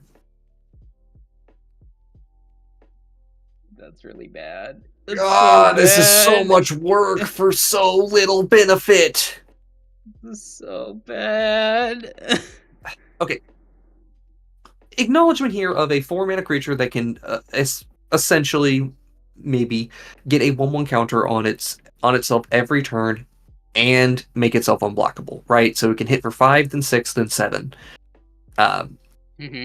That unfortunately is not the 6, 7, 8 that we would want for the one-shots, but 5, 6, 7 is a reasonable amount. Entering tap with that dump truck ass. Why? Like, can't I play defensively with this thing? I know it's above statted in blue-black, but like, come on. I mean, it works well with Flicker. It does. Kind of. Why is that Dimir not Azorius? Exactly. It's because it's supposed to be ninjutsu. You're supposed to be trying to do useful in Yuriko. No, honestly, it really isn't. This card is dog shit in Yuriko. Like, I was really hoping for more out of this card, and obviously all the decks of this are just ninjas. Like, this is another ninjas option. I don't know why we were like, we needed a more weak option in ninjas. Ninjas has plenty of, like, just fair, reasonable commanders. And I guess the overlap with Flicker gives it something, but, like, I don't know. Am I going to have to go deep on doing, like... Okay, let's say I make this work, right? Am I going to have to do Ghostly Flicker combos to try to make this thing reasonable? Yes. Oof, I don't like it here. In Dimir, you're going to have to do that. Not in Azorius. In Dimir, you're going to have to do Flicker combos. You can do those in mono blue anyway. It's not the worst. Yeah, but I'm actively not incentivized to play them in mono blue, whereas I have to here, or else the deck barely functions. Yeah. At least this thing also has a stat line where it's like, it's not unreasonable for this thing to be able to attack and then just not die in combat. After taking the turn off. Taking the turn off to play it, yes. Yep. It's not the worst. I'm just disappointed. Like, it's like a 3 or a 4. It's somewhere in that territory. Yeah. I'm gonna give it the 4. But you can benefit it out at 4. Yeah, that's fine. I think it's strictly better than every other 3 here. As weird as that sounds. I hate that I agree with you. Like, God, I just really don't like this card. Don't worry, Jason. We have the Rakdos commanders coming in hot to save us. Oh, absolutely they are. Okay, Alesha, let's go, baby. Oh yeah, Alesha, who laughs at fate this time. 1 in Rakdos for a 2/2 legendary creature, human warrior. Whenever Alesha attacks, put a 1/1 counter on it. At the beginning of your instep, if you attacked this turn, return target creature card with mana value less than or equal to Alesha's power from your graveyard to the battlefield.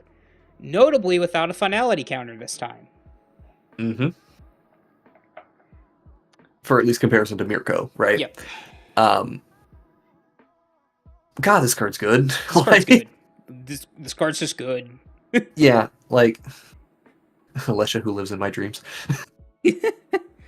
She's like, look, I'm not gonna say that she's like the best commander in the world or anything like that.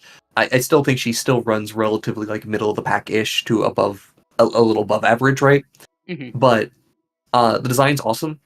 Like, super easy to make this commander do stuff. Also, this is like just a creative nod here, which is For those of you who don't know, First Strike is a keyword that WotC has an issue balancing with for standard and limited, because First Strike works so much better on defense than it does on offense. And as a result, they want First Strike to be an offensive keyword, but it's used defensively and creates this awkward just walling situation. So therefore, we make it to where they get benefit on attack.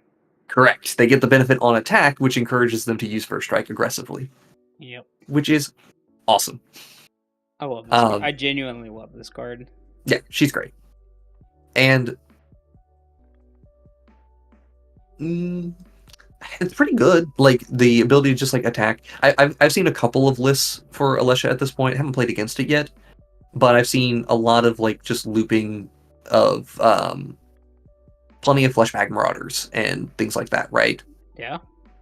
Curse Marauder, Fleshbag Marauder. There's, like, 5 of these that you can play now, if I remember correctly. At 3 mana or less, you get more of them when you get up to 4 mana, but the 4 mana ones are kind of bad. Yeah, but like, friendly reminder, no finality counter is actually huge here. Yeah, it is really huge. Also, KB, thank you very much for the compliment. Yeah, we have played the game for a long time at this point. So, we do this, and we also just we brew so many different decks for the channel that we see a lot of different things and have a good reach on what we do. We do also have our biases, right? Like, I will fully acknowledge that I do favor this type of deck where it's, put something into play, utilize it as a resource, and push it go. KB, you say 7? Yeah, it's hard for me to say 7. I definitely feel like 6 is probably the best answer, but I do feel like it is good. Like, it's I don't know. My small red creatures are also really good to reanimate too. Yeah, it's just they run out. Like, they get killed off and they don't do a lot. It gets a little hard to break through for damage and actually win the game. But you are just constantly applying a threat, which is nice. 8, you coward. I don't think she's an 8. I think 7 is her high. No. Fine. All right, we'll do 7. I think she's a 7. I love the card. Genuinely just we get a guaranteed reanimate every turn.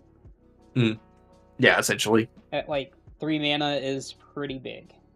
So, all right, Jason, the time has come. Let's talk about the best commander in the set. It's not close.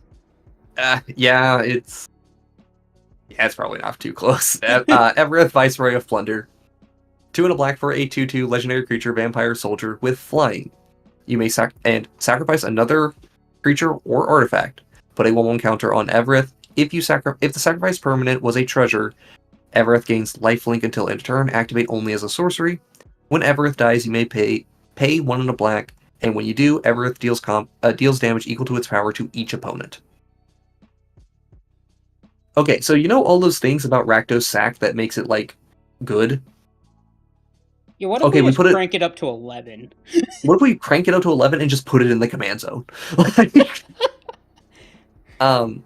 Enablers are so much better in your command zone than payoffs are. Right, and that's what we want to say.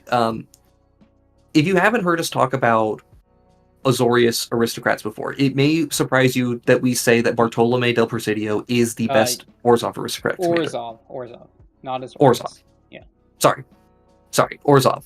And that's because having a sack outlet in the command zone is so important to these decks. These decks do not function without sack outlets. Yep. And it's a different thing to say, when I have my sack outlet, I am doing my thing, versus I have no sack outlet at all and I cannot function. Additionally, redundant sack outlets tend to not be good unless they are doing something unique that you need. So if you just want a creature to die, then all you need is just a free sack outlet in the command zone. Yep. Is this fair, Amalia? This is so much better than Amalia. It's not even close. This is so much better. And wait, Jason, you're forgetting the most important keyword that, spoiler alert, somebody might have forgotten during a set release recording. This thing has flying and also gets bigger, and gains lifelink. Yeah. The flying is really relevant. Additionally, okay, we have to acknowledge that this is a sorcery speed activation on the sack outlets, and that is huge. Like, that is a huge restriction on this, because a lot of sack decks love to sit there, accrue their resources, and then, wait until end step and do something, respond to the wrath, do whatever you can. Mm-hmm. Have a better keyword you can give it? Persist?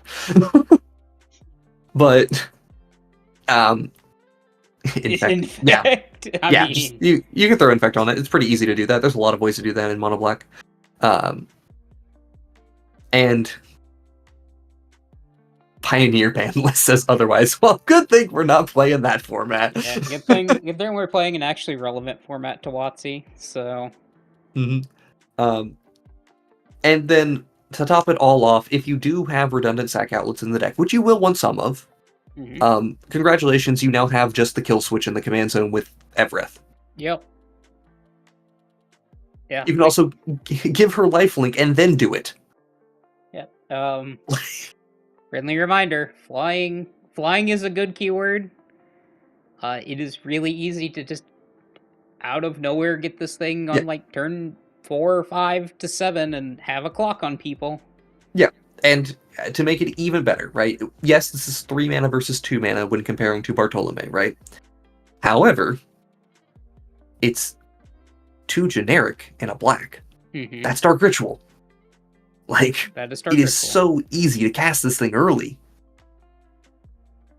And again, it gets all these... Like, the best way to build this deck is definitely to just do, like, the generic creature aristocrats component of thing, and then add in some additional artifact stuff to it, as opposed to going deep on treasures and things like that. But the build I brewed with this was pretty deep on treasures, and it was really good. Yep. There's also a fair number of black return creatures that, if they died, if you fling her, yeah, Yep. Get it out on turn 1 with a jewel. Wait a minute. Yeah. Like, fling is absolutely a card you can just play. Don't worry, when WotC brings the brackets in, we'll get our Jewel Lotus back for turn 1. I hope not, honestly. I really don't want Jewel Lotus back. Alright. So now the genuine question is, how good is this? I'm banking towards a 9. I'm banking on the 9. Yeah. I can't see it being any lower than that. Mm-hmm. The hell? Did I not put it on? Okay.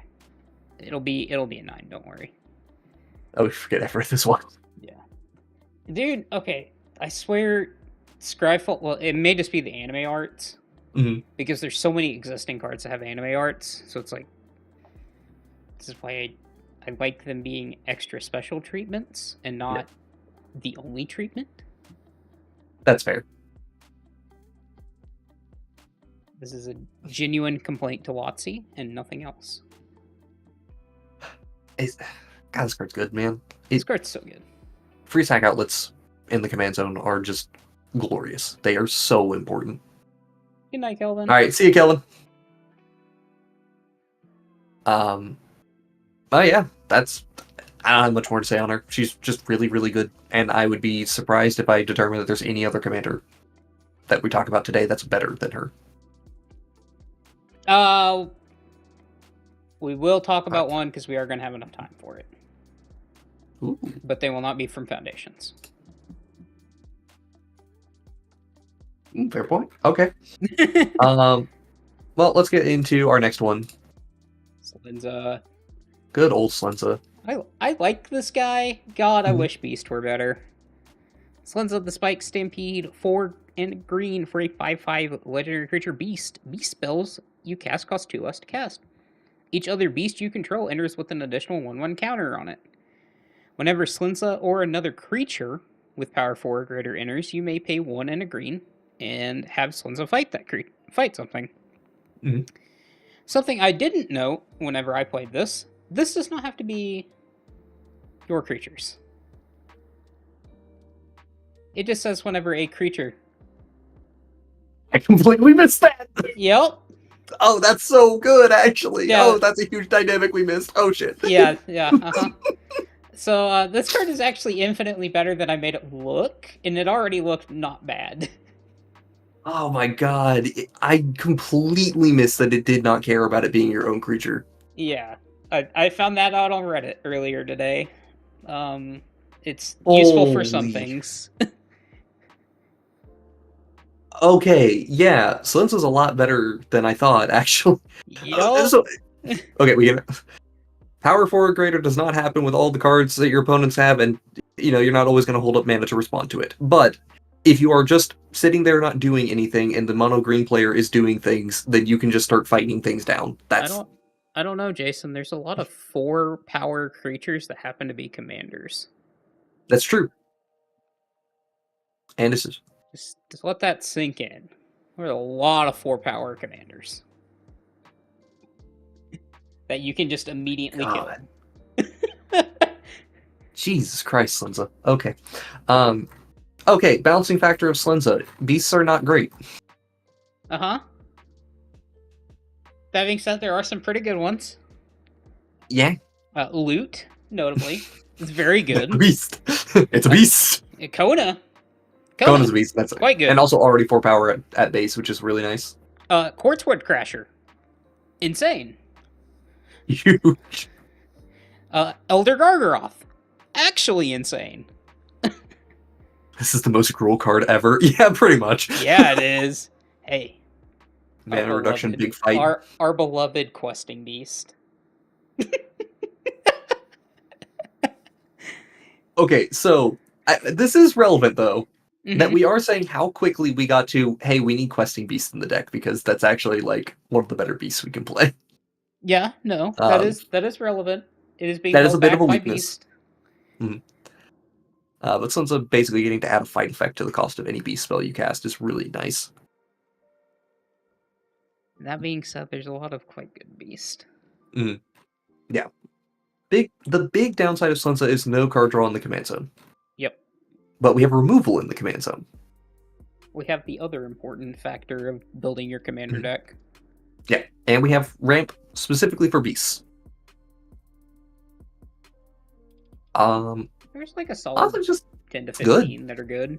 So the biggest thing is like, oh my goodness, the thing that we missed actually is extremely relevant. Yeah. Being the control piece for the board. Yeah, that's actually kind of insane because I think it's better than a 6. Yeah. Because of that. I think that's it is a little niche, yes. But it is one of those things where it's like, I'm farting around, I'm not doing anything at the moment. Oh, you just played a thing? Cool. I can start taking out problematic cards. Friendly reminder, I wish I would have figured that out during the recording, because that actually did come up quite a few times. Yes. That would have come up a lot. We completely missed that. Yeah. Yeah, I think Slenza gets that 7. And it... If anything, it's held back by the quality of beast cards. But I do think we will get a good number of beasts. We'll get a ton. But we'll get a good number of them. Alright. Alright, here, have your Winnie the Pooh. God, I hate this card. Alright. So, it's Hurska the Sweet. Hurska Sweet Tooth. 2 and a green for a 3/3 legendary creature bear. Whenever Hursa attacks, you create a food. Whenever you gain life, you may pay a hybrid green-white. When you do, target creature you control gets +X/+X, where X is the amount of life that you gained. It's specifically from that instance, not this turn, so... Yeah. This has basically, whenever this attacks, you may pay 3 mana to pump a creature for 3. It cares about other life gain stuff going on as well, but like... Yeah. Meh. You have to make that commitment when you gain the life as well. Yeah. Yeah, Sam Frodo is just better. Absolutely true. 100%. I would make an argument that a card like Lathiel, the Bounteous Dawn, which is a unicorn that nobody talks about, is probably better than this. Yeah, because that's just like... That one says at the beginning of each end step, if you gained life this turn, distribute up to that many 1/1 counters among other target creatures. I honestly lean towards a 3 with this thing. Okay. It is just that meh. It's really unimpressive. Yeah, like, I wish I had more positive things to say about it, genuinely.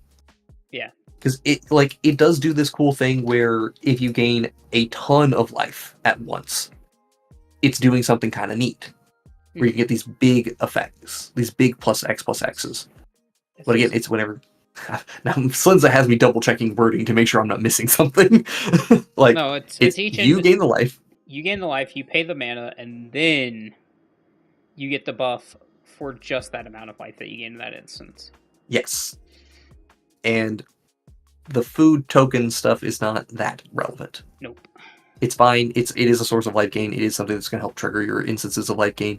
And we mentioned before, white is the color that prefers about individual instances of life gain as opposed to big chunks of life gain, whereas black prefers the big chunks of life gain as opposed to the individual instances, although both of them like them, plenty. Mm-hmm. This one wants big chunks of life gain, which is harder to do without life link, which means you've just dealt damage. So where's that buff coming in?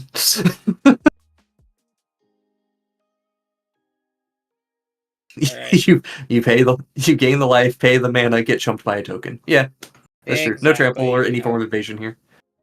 All right. Disappointing. Let's start cooking with gas for the thumbnail picture here. Oh, Niv. Niv. Hey guys, it's good. Yeah.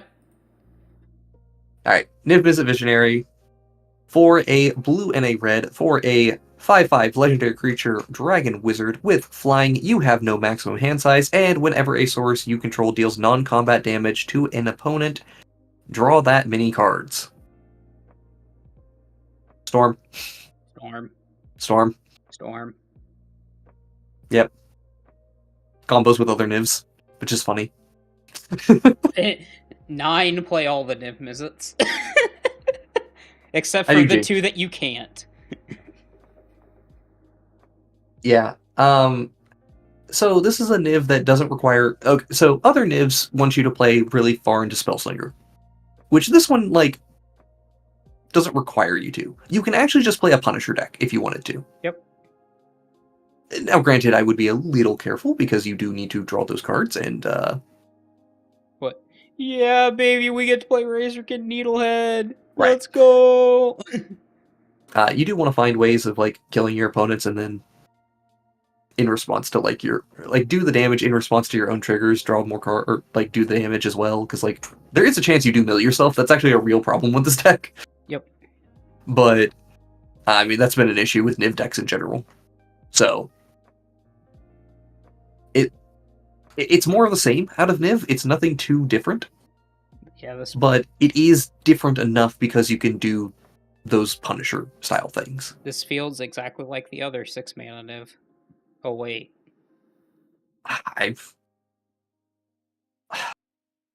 Here's the crazy thing about this Niv, right? So obviously this doesn't work with Curiosity combos. It works with the other Nivs. It works with 2 other Nivs you can just put in the deck. Yeah, these 2 right here. Yeah. And I guess while we're here, we're going to do a reevaluation of all of the Nivs. Or at least these Nivs. Because, alright, Niv Peyrune we had as a 9. Which is close, yeah. I think it's an 8 now. Opponents... Losing Jeweled Lotus does hurt it a lot, honestly, Losing Jeweled Lotus, losing Dockside hurts it so much. So yeah. I do think that opponents just casting instants and sorceries and therefore letting you draw cards is very relevant. Firemind we had as an 8, I think is down to a 7 at this point. I would happen to agree. Okay. Here's my thing. Niv Visionary feels about on par with Firemind. I'm not sure if it's on par with Peyrune. Does that make sense? I would happen to agree with that. It's pretty much a side grade to Firemind, in my opinion. Right. It's a different way of playing Firemind. Again, not super different, but still different enough. Peyrune not being able to be countered is actually humongous. I think it's better in a lot of 99s. I do honestly don't disagree. This is a very reasonable card in the 99 of multiple decks. Yep. There's a lot of decks that, wheels decks in general, often find great benefit out of a card like this. Also, this is actually castable in 99s of other decks, unlike the other Nivs. Yes, all the other Nivs have had... Actually, I think about it, is this literally the first Niv that has like a reasonable casting cost? Because all the other ones have been like minimum blue, blue, red, red, right? Yep. Or 5-color. Yeah, this is the only Niv that's actually reasonable to cast. Put in the 99 of a Malcolm Kedis deck with the Magna Pactish. Yeah, actually, like, yeah. that's perfectly reasonable in the 99. I genuinely think there's a lot you can do here. Yeah, we'll say Nekusar. That was one of the commanders I was thinking about for this. Like, this is a really good card for Nekusar. I do think it is still better as a commander because it is linearly powerful. So it's somewhere between a 7 and an 8 then, right? I'm leaning more on the 7 than the 8. I feel like I lean slightly more on the 8 than the 7. But I'm not sure. Cyrus also wants this. True. I think it can really go either way, and I wouldn't be upset. I think I convinced myself on an 8 here for one very specific reason. Okay, hit me with it. Alright, so the other Niv that we're comparing to is Firemind, right? Mm-hmm. And Firemind is, best case scenario, you cast Niv, you put the Curiosity on it, you deal damage to your opponents, you're off to the races. Yep. Or you draw a card, you're off to the races, right?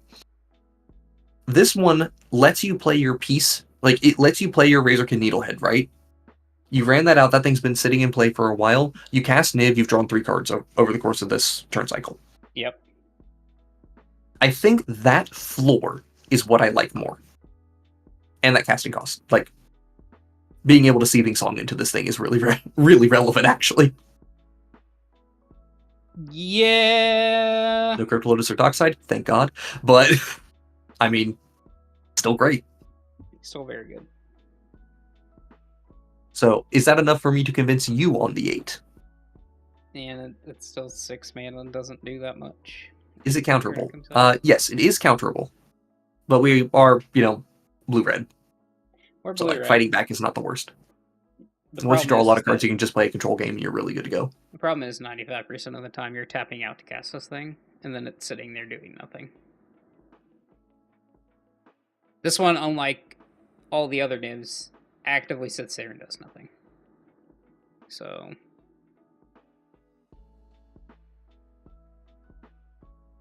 Alright. Then we will call it at that. I will need to see more of this commander. Yeah, I need to see more of it, but I'm leaving it at a 7 right now. Still got quite a few ways you can play it. Yeah, there's going to be some optimizations that I'll need to see out of that Niv. Mm-hmm. Okay. We have no Golgari, right? No, we do have one Golgari. We have Snakes. Snakes. I'll read it out, but I'm also going to say this is going to be pretty lowly rated. So, Ophelia, Viper Whisperer. 1 and a black for a 1/3 legendary creature, Gorgon Assassin with Death Touch. And whenever Ophelia attacks, you may play a generic and a hybrid green-black. If you do, create a 1/1 black snake token with Death Touch. And you may pay 4 generic and a black until end of turn. Whenever 1 or more Gorgons and or snakes you control deal combat damage to a player, that player loses half their life rounded up. Okay, we can double this effect to do some cool stuff with it. It's still like a 3/4. Yeah, it's still a 3. Snakes are really bad. Yeah, there are 3 cards you can pair with this to make this into one-shot kills, but the amount of mana that you need for it's really high, and your opponent sees it coming, they just block. You have to try to add evasion to snakes to make something happen, which is a bit rough. Or you have to danger your commander, which means you don't get to do the thing as easily, or have a lot of snakes in play, which is more doable. I will give it that.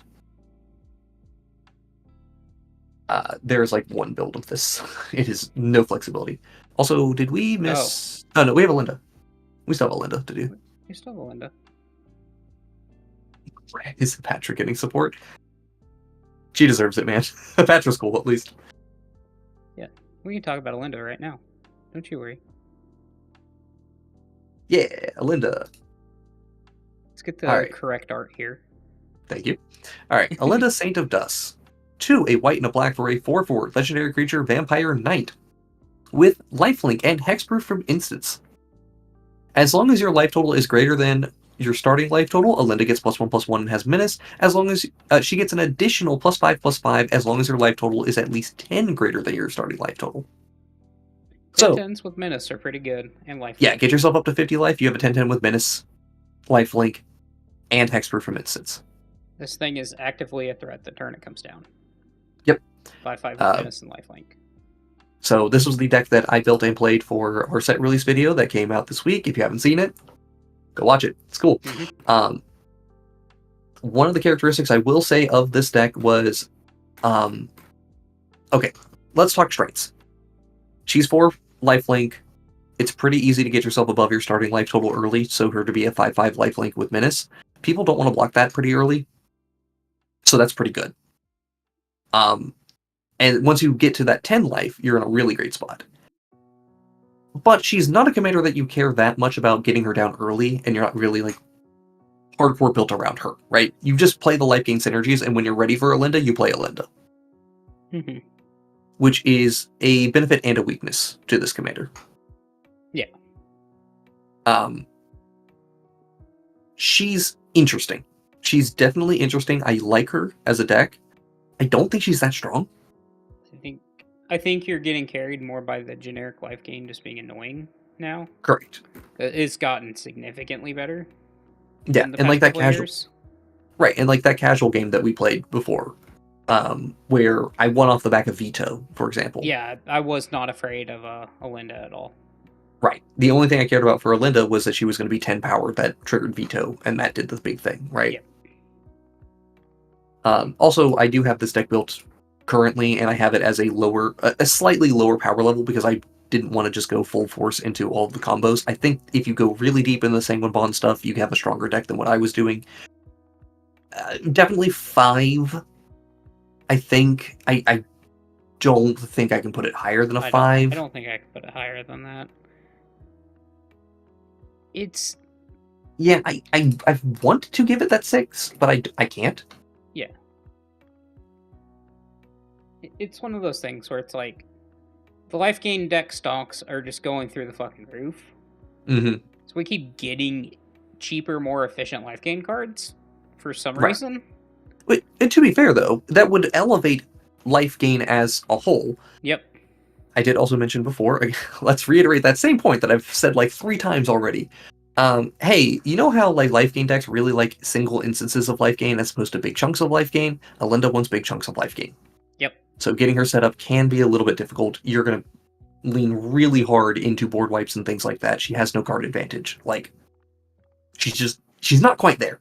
She's close, but she's not quite there. Right. Big dumb snack.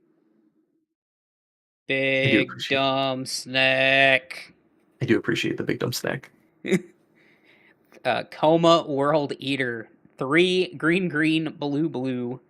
8/12 legendary creature serpent. This spell can't be countered. Trample ward 4. Whenever Coma deals combat damage to a player, create 4 Coma coils. I love this thing. I love that everything works in a multiple of 4. Mm-hmm. Outside of the casting cost, which kind of tilts me. Make it 8 mana, it'd be so much better. I love it at 8 mana. Then it's a flavor win. Alright, so it's a big dumb creature. It's better in the 99 if most decks you were going to play it with it. It does put a lot of pressure when you ramp out to it fast. Mm-hmm. It is putting up the same amount of pressure that the previous Coma was doing. Yep. With less utility. Yep. But it also just thick. It do also just be killing people. It do just be larg. Like, it hug. And it had War 4. It ain't disappearing anytime soon without a board wipe. Yeah, no, it's... all of that to say, it's like a 5, man. Yeah, it's like a 5. It is just a ramp payoff, right? It may honestly be a 4. Because it is just a big ramp payoff. But it do kill people, and I do appreciate just killing people. It's my 7 mana, it's going to win the game card. Right. Like, I think it's a 5. Just barely, but it's 5. Oh, hey, Yeah, look. Look, Jason, the power creep's real. Oh boy. The power creep's real here. Zimone Paradox Sculptor. 2 green and a blue for a legendary creature, for a 1/4 legendary creature, human wizard. At the beginning of combat on your turn, put a 1/1 counter on each of up to 2 target creatures you control.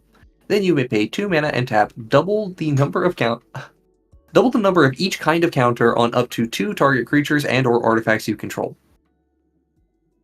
Varel who? Mm-hmm. Exactly.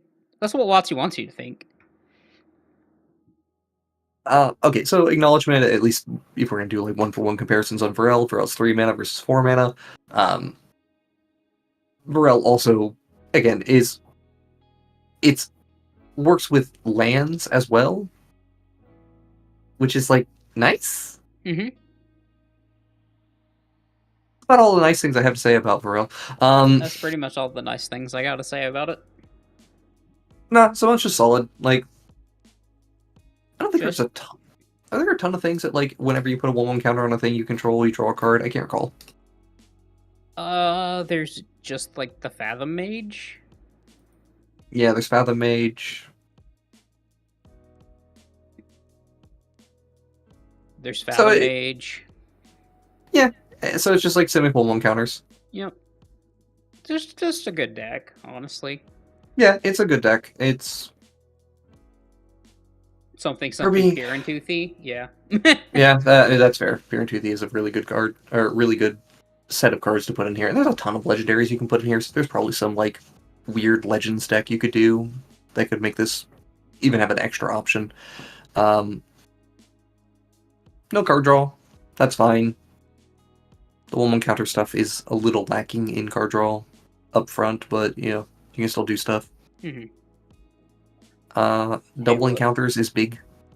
Look, at least we're not pouring one out for Bristly Bill, who got power crept by a non-legendary creature.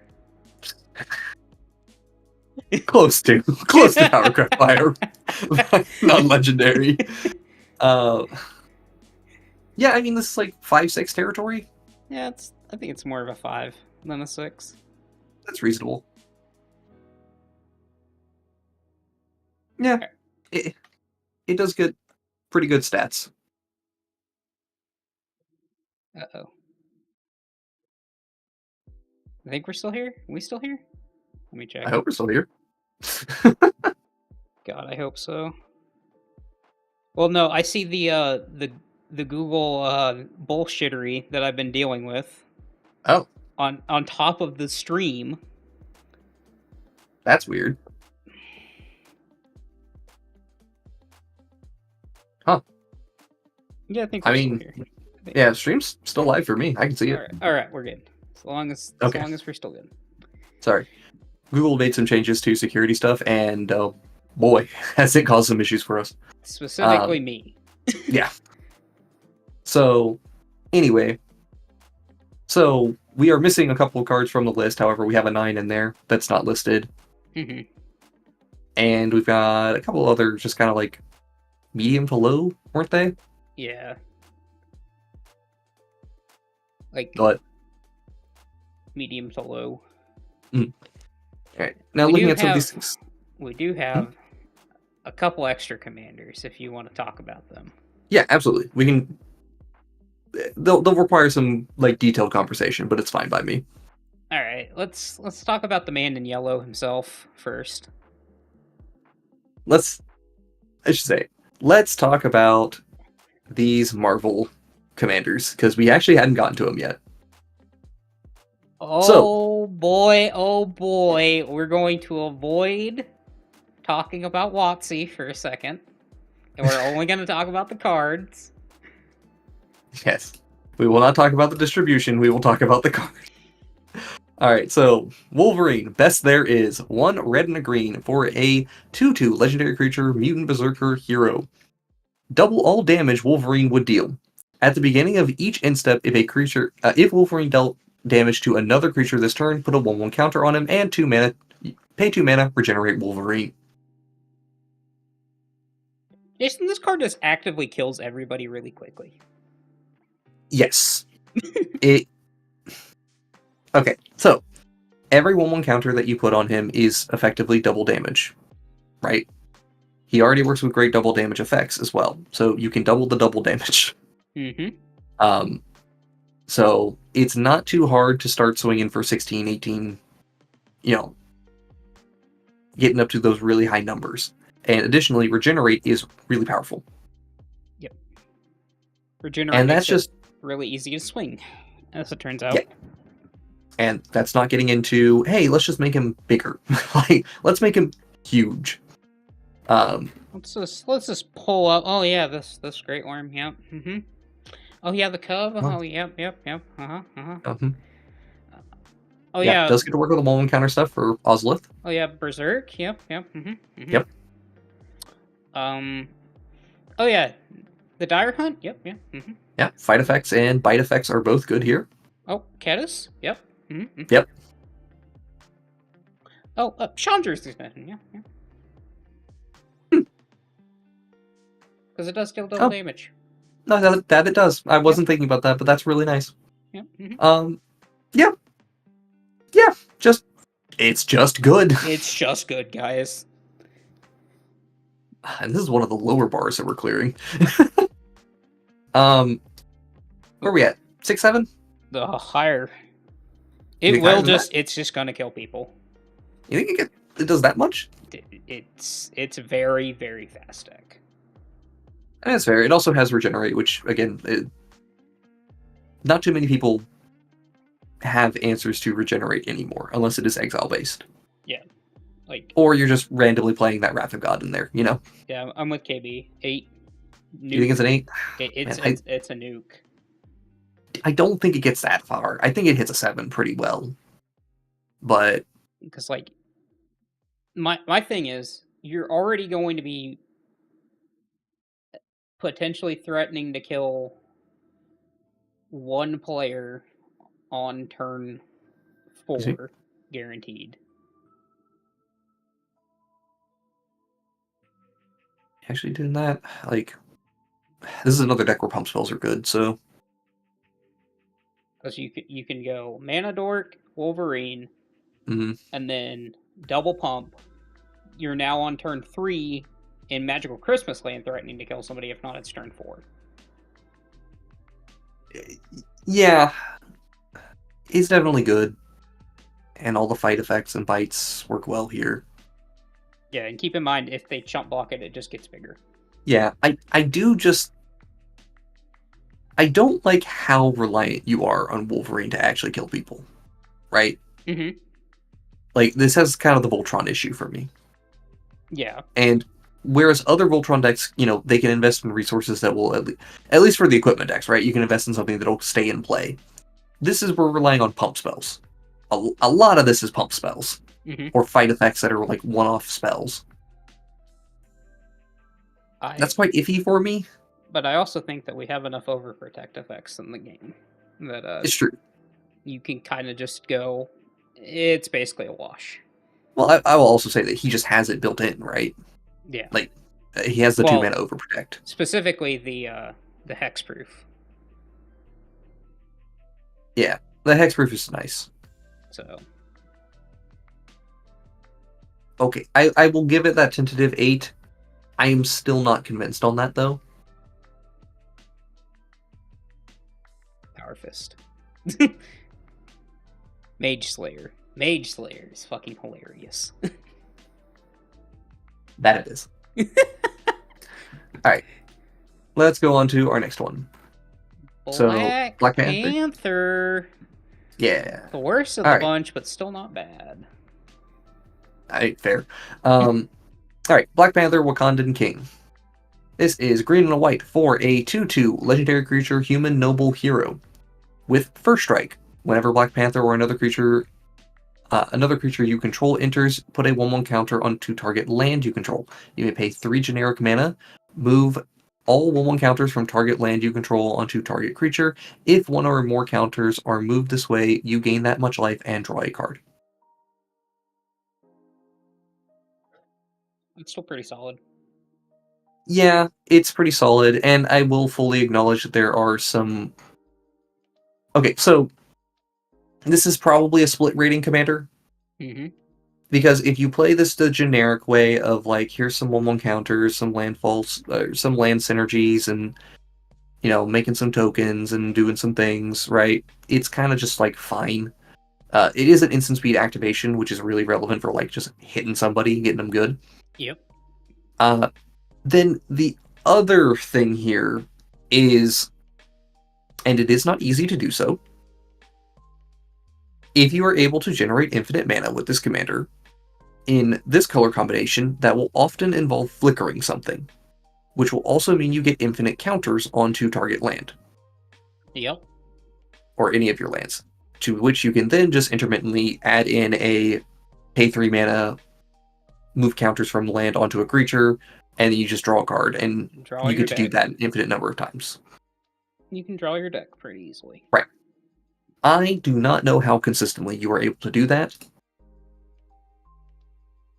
I genuinely don't know the best way to go about it. It may be that the correct answer is to do stuff with Ashaya and Quirion Ranger. That has typically been one of the ways that I've gone about doing these things before. Sounds like Magical Christmas Land? Exactly, KB. It is Magical Christmas Land. I don't think it's Magical Christmas Land. I think it is just one of those things you can actively work towards doing with the deck. Is it great? I don't know. But then again, It's what I'm saying. It's Magical Christmas Land. I don't think it's that good. But it is something you can do. Yeah, I mean... There's the third worst option of making a giant land creature. Yeah. Yeah. That is the thing you can do. It's just... You can make that Mutavault fucking kill somebody. Huge. Like... Again, one of the nice things is I mentioned Ashaya. Ashaya turns all of your creatures into land, so you can just put the straight onto it anyway without having to worry about doing the whole paying 3 mana to do this. Mm-hmm.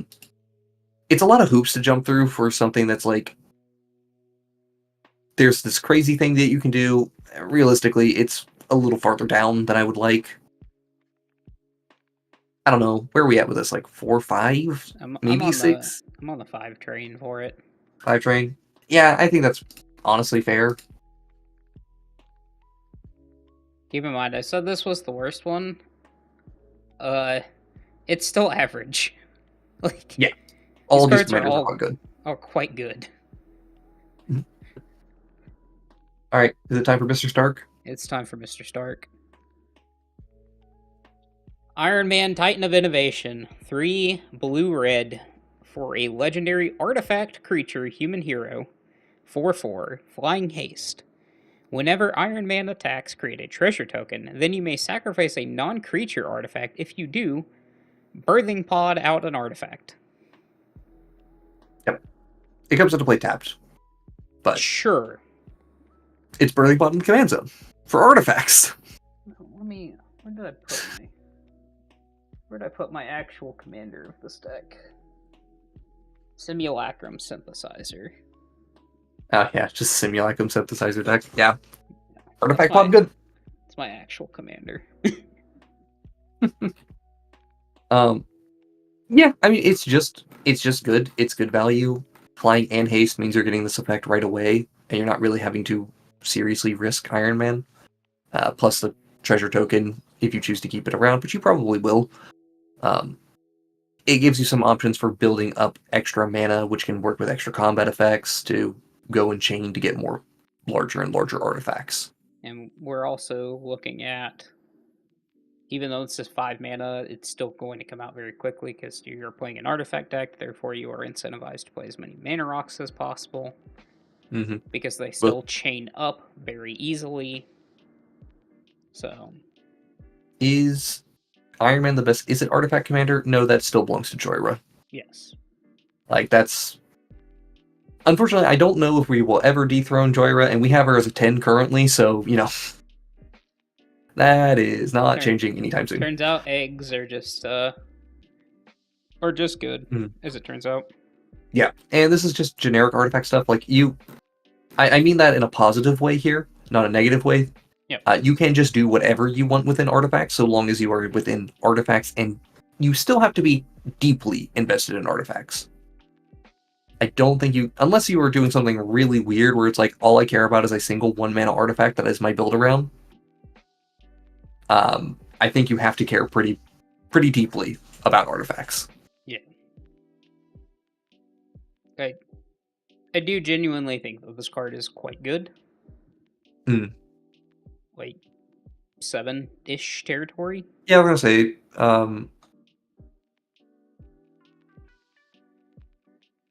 6, 7 was where I was leaning. I wasn't sure about calling it a 6, but I think 7 is just fair.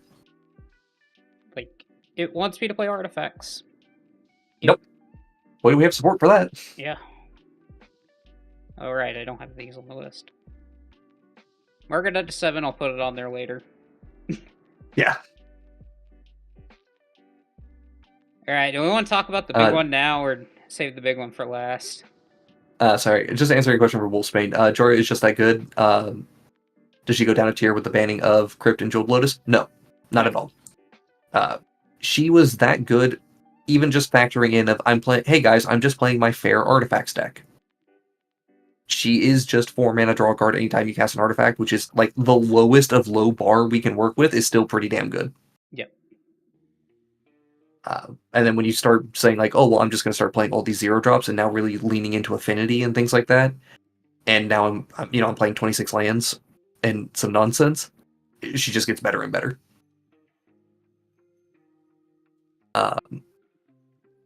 Okay, so you want to talk cap? I was going to say, do you want to talk the big one, or do you want to talk the... we're going to talk cap first. We're going to talk cap first? Okay. We're talking cap first. I got words to say about the big one. I got words to say about it as well.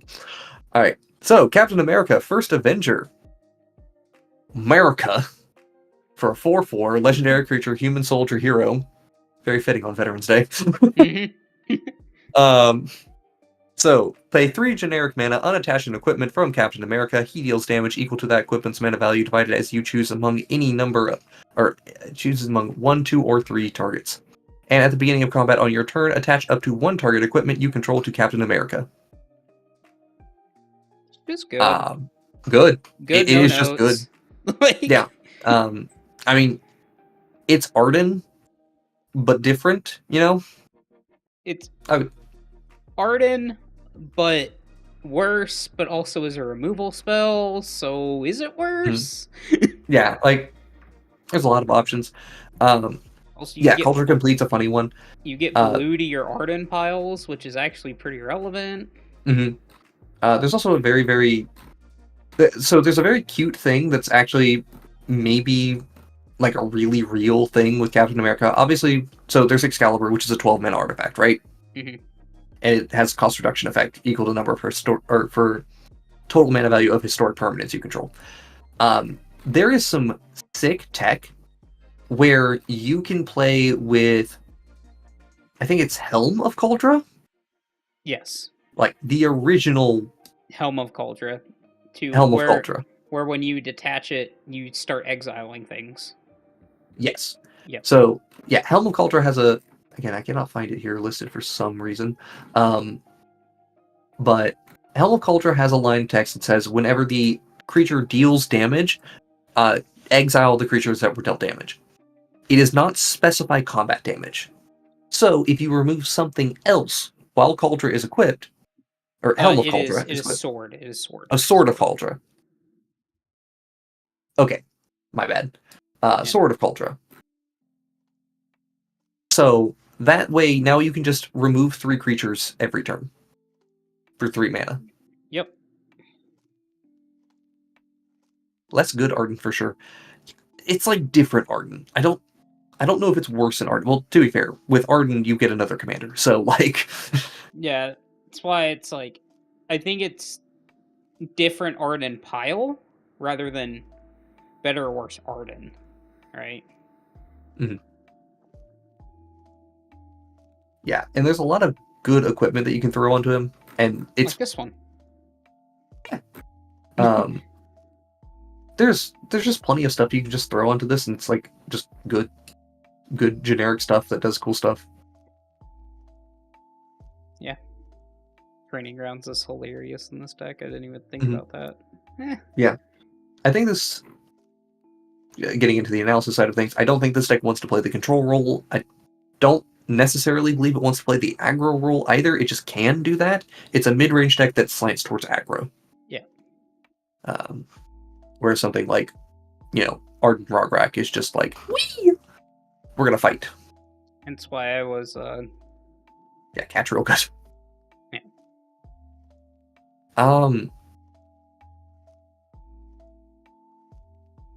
It's like... I 7? 6, At 7? least... See, that's the thing. I was kind of in the 7-8 range even. Because, like, I don't know. I've messed with so many Arden decks trying to figure out how to do these things, and I still feel strongly that Arden is a good card, and now I get to play all 3 colors I care about. Yeah, but I have to play a strictly worse version of the card I actually care about. It's my only, like, issue to that. I mean, it's not strictly worse. It's just different. Like, you don't get to put all the equipment, and you don't get to do the cheeky things with Skull Clamp, which is funny, but... I don't get to kill my Rograk with Skull Clamp on combat. Kill my opponent's Rograk with it. Yeah, I don't get to do that, which is fucking hilarious.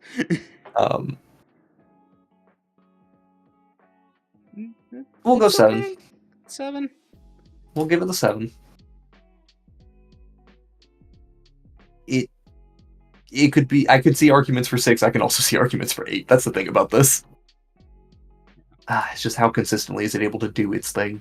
I think Steve Rogers is pretty good. Overall. Steve's doing fine. Alright, let's bring in the card everybody actually cares about here. Here's the big one. Here she comes.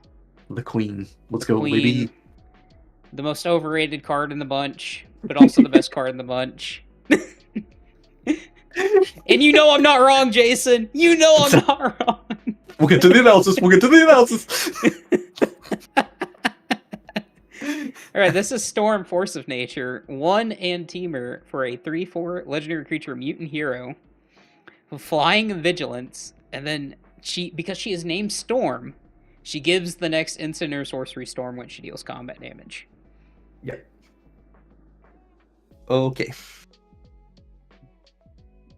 Let's get into the nuance of this one. Obviously, Storm is a very, very powerful keyword. It's called the Storm Scale for a reason. Yes.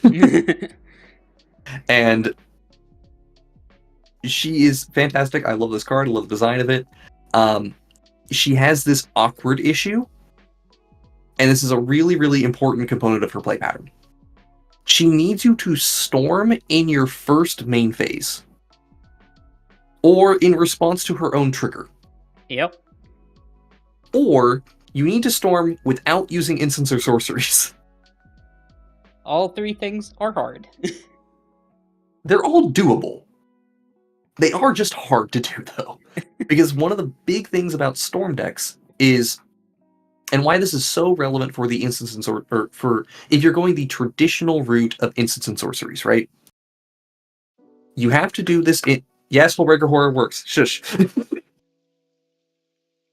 Yeah, that's specific, but also, KB, just for relevance, we are not evaluating for CEDH. CEDH is its own meta thing. We are evaluating for Casual Commander.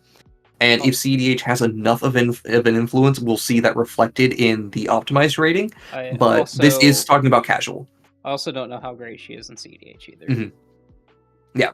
Also, yeah, I would say she's just kind of like fine in CEDH. Yeah, she has that issue of it's. She's a bit too slow. Yeah, because like one of the awkward things with her in CEDH is that you can go to start doing your combo-y stuff, and then somebody throws out the interaction spell to stop you, and now you have to force of will with Storm. Yeah. Like, you end up losing out the opportunity, and you just can't win or you can't immediately win as a result. It's, yeah. Where's she getting Vigilance from? So Vigilance can be found in both green and in blue. Yes. Technically. Oh, we're not going to deny that in Casual she's still a problem. Oh, she's still good. I'm just going to say she's not 10. Oh, yeah. Some people think she's LBL. I disagree with that, but I do also think she's very good. But anyway, going back to this whole instants and sorceries thing, the particular thing on instants and sorceries that I want to point out is that you are reliant on ritual mana, and if you are casting a whole bunch of ritual mana, you typically end up tapping out during your first main phase, doing all your ritual stuff, and you may have mana left over, but then when you go to combat, you're losing all that mana, and now you have to storm from nothing. Or you have to cast your instants and sorceries from nothing, which can be awkward, unless you're just, finding some way to generate infinite storm, and then here's my gut shot, that's fine. You can do that. Sure. No, where I think this actually does see... Where I think this is even better, like we're giving it credit for, is I only need to make one extra copy of a spell half the time for it to be insane. Yeah. So, like, I make an extra Seize the Day copy, still pretty good. I cast a Land of War Elves, and then I go to my second main phase after hitting somebody with Storm, cast a Seize the Day, take 2 extra combat steps, get 2 extra Storm instances. Right. Like, this is a turns commander and a half if you want to play it as turns. Yeah. Like, it's really easy to do just actual busted things with this, which is why it's still going to be highly rated.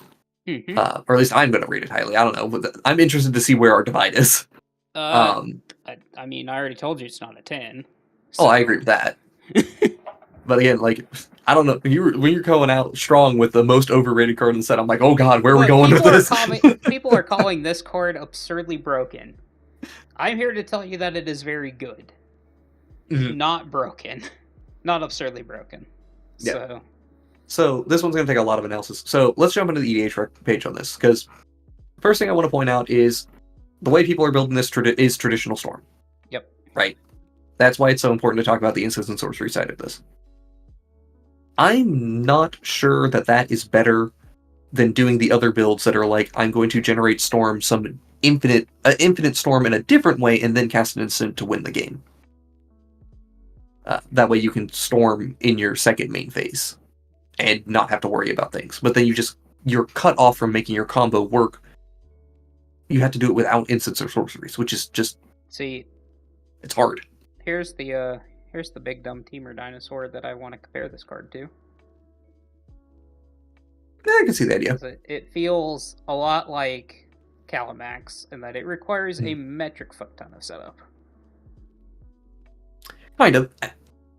See, the other thing, like, a relevant comparison to Calamax, is I also do think that Storm can be just played as this mid-range deck, right? I'm just going to cast 1 or 2 spells during my main phase. I'm going to play out my couple of creatures that I care about. Then I'm going to go into my next main phase. I bonked you good. And now I'm going to draw 3 cards instead of drawing 1 off of my cantrip. Yep. Boom. It's definitely besties with Calamax. Agreed. Yeah, it works pretty well with Calamax. The only awkward thing there is, like, Storm has Vigilance, so you don't need to tap her, so you're probably not playing the cards to enable Calamax that much. But it'll still work. I do think that there is a lot of ways that very inexperienced players will shoot themselves in the foot with Storm. Absolutely. I also think very inexperienced players will also be able to just do some dumb things. Yep. Mainly the whole shooting yourself in the foot because you stormed off and then didn't leave up mana to do your big dumb thing. Yeah. And I definitively think I need a split rating on this one. Yeah. Because, like, not only... Pilot skill is always a component of things, and, like, we don't factor that in too much. And I don't really want to make an exception, but it's one of those ones where I'm kind of, like, thinking about it. And the other thing is, there's going to be good builds of this, there's going to be bad builds of this. There's going to be fair builds of this, and there's going to be legitimately fair builds of this. Yep. So I think you almost have to split it. You have to split it. Yeah. I think it just needs to be split. There's so many options with Teamer Storm. I get to put the lower one on the scale for more clicks. Fucking rude. Also, did we mention the cute thing with Double Strike where you can give us an instant or sorcery double storm? Yeah. She works great with Double Strike, which is another reason why I was like, yeah, you can do a fair build with her. Yeah, you can do the build that I'm trying to work with, which is just trying to copy generic, like 1 or 2 extra instants and sorceries and see where it gets me. I'm not trying to storm off. Yeah, I mean, legitimately, casting expressive iteration 5 times will do some good work. What if I just cast the, what is it, the fucking discard a card, draw 2, make 2 treasures, like 3 or 4 times? Oh, yeah. Yeah, those guys are always fun to storm with. Like, where I just generically paid my teamer, I'm playing 3 spells in a turn and then casting that. Teamer storm stacks. I mean, it could work. I could see it working, honestly. No, the best spell was Jason's build that I got sent earlier. Oh, that. Still working on it. As a dumb deck. But anyway.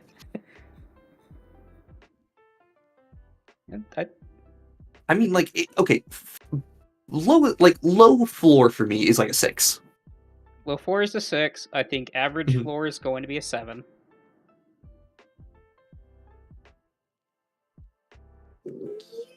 Yeah, probably.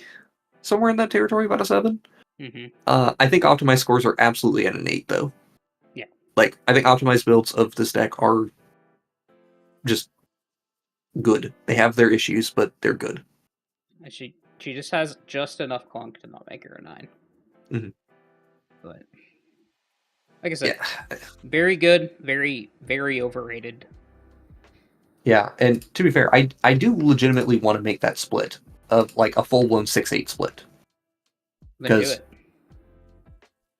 Like, dude, I get to put it at a 6? Are you kidding me? I get to farm engagement? Oh, baby. I live for these, Jason. She is going to have massive differences. This rating is going to be really hard to, like, stick with. I'm kind of sitting there thinking, like, averaging out things, right? Like, I can see average floor is going to be about a 7. Yeah. So, she's got a lot of options. It's kind of crazy. I'm going to have to make a very long note at the end of Storm because it's going to be really hard to explain exactly where I'm going for this. Have we done a Universes Beyond tier list? What do you mean by that? Like, because we have the Zur Scale here and we've rated every commander. Period. We have rated every single commander. If you're saying like which Universes Beyond we like or had the best stuff in it, it'd be Lord of the Rings, and it's not close. Bowman plus the One Ring basically carries that entire set, but I mean, I also just like the cards in it. Yeah, like that too. Sam and Frodo and Sauron's. Universes Beyond Commanders. Yeah, Zur Scale. It should be in the description of the video where you can access the whole like spreadsheet for it. It's not the prettiest thing. We apologize, but it does have all of the information for how we have rated all of the commanders, and that it would take a bit to piece things together. If you want to make life a little easier on yourself, at least a little bit, if you want to go for like Doctor Who, we have one page that is just the Doctor, or one tab that is just the Doctor, because anything that says Doctor or Doctor's Companion is in that one. But I want to say it's like Storm on the higher end is probably the highest of the Universes Beyond stuff. Though I don't, like I said, I think something has a higher floor than her, if I remember correctly. But it's been a while since I've looked at it. Yeah, I mean, a lot of the decks, she's definitely one of the better ones, and I lean towards saying that she is probably the best of them. But at the same time, hence why I said I think there's something that has a higher floor. Yeah, but she has a much higher ceiling. So. She's got a lot of nuance to her, and that's the issue. Normally, I like a lot of nuance, but here it's like, that's hard to rate. I'm also looking at them actively right now, and we do have one that has a generic 7 at a floor, the Mothman. All glory to our Lord and Savior, Mr. Moth.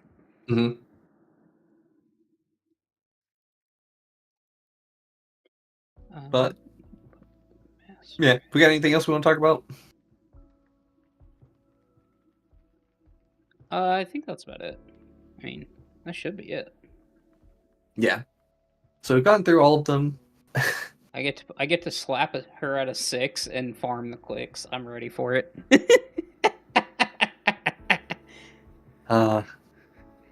People are gonna be mad at me, I guess. Alright then. Well, thank you all once again for coming out and watching Zur Scale stuff with us. We love doing these streams and really appreciate y'all hanging out with us. If you have not commented, subscribed, do that stuff. Yeah. We're YouTubers. We need that because it really, really helps. And we have like 27.8%, I think, is our subscription rate at the moment. Yeah, it's abysmally low. So you should subscribe. You should it helps a lot, honestly. Also like every single video. And you should go join our Discord server so you can come yell at us for having bad takes. Yeah. Straight up, if you guys want to play games with us, we do a game night every Saturday at 8 p.m. Eastern.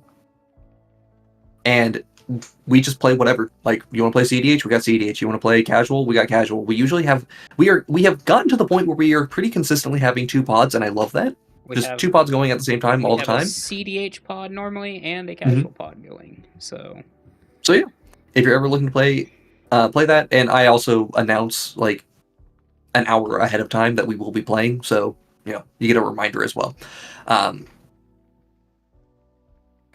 SpongeBob stuff. Don't remind me, please. Yeah, that is coming up, Jason. Don't you worry. Yep. And also, we have merch.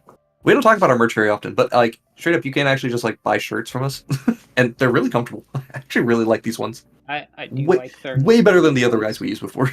I do like the new ones. The new ones are quite good. Oh, Matt, you want to know something hilarious?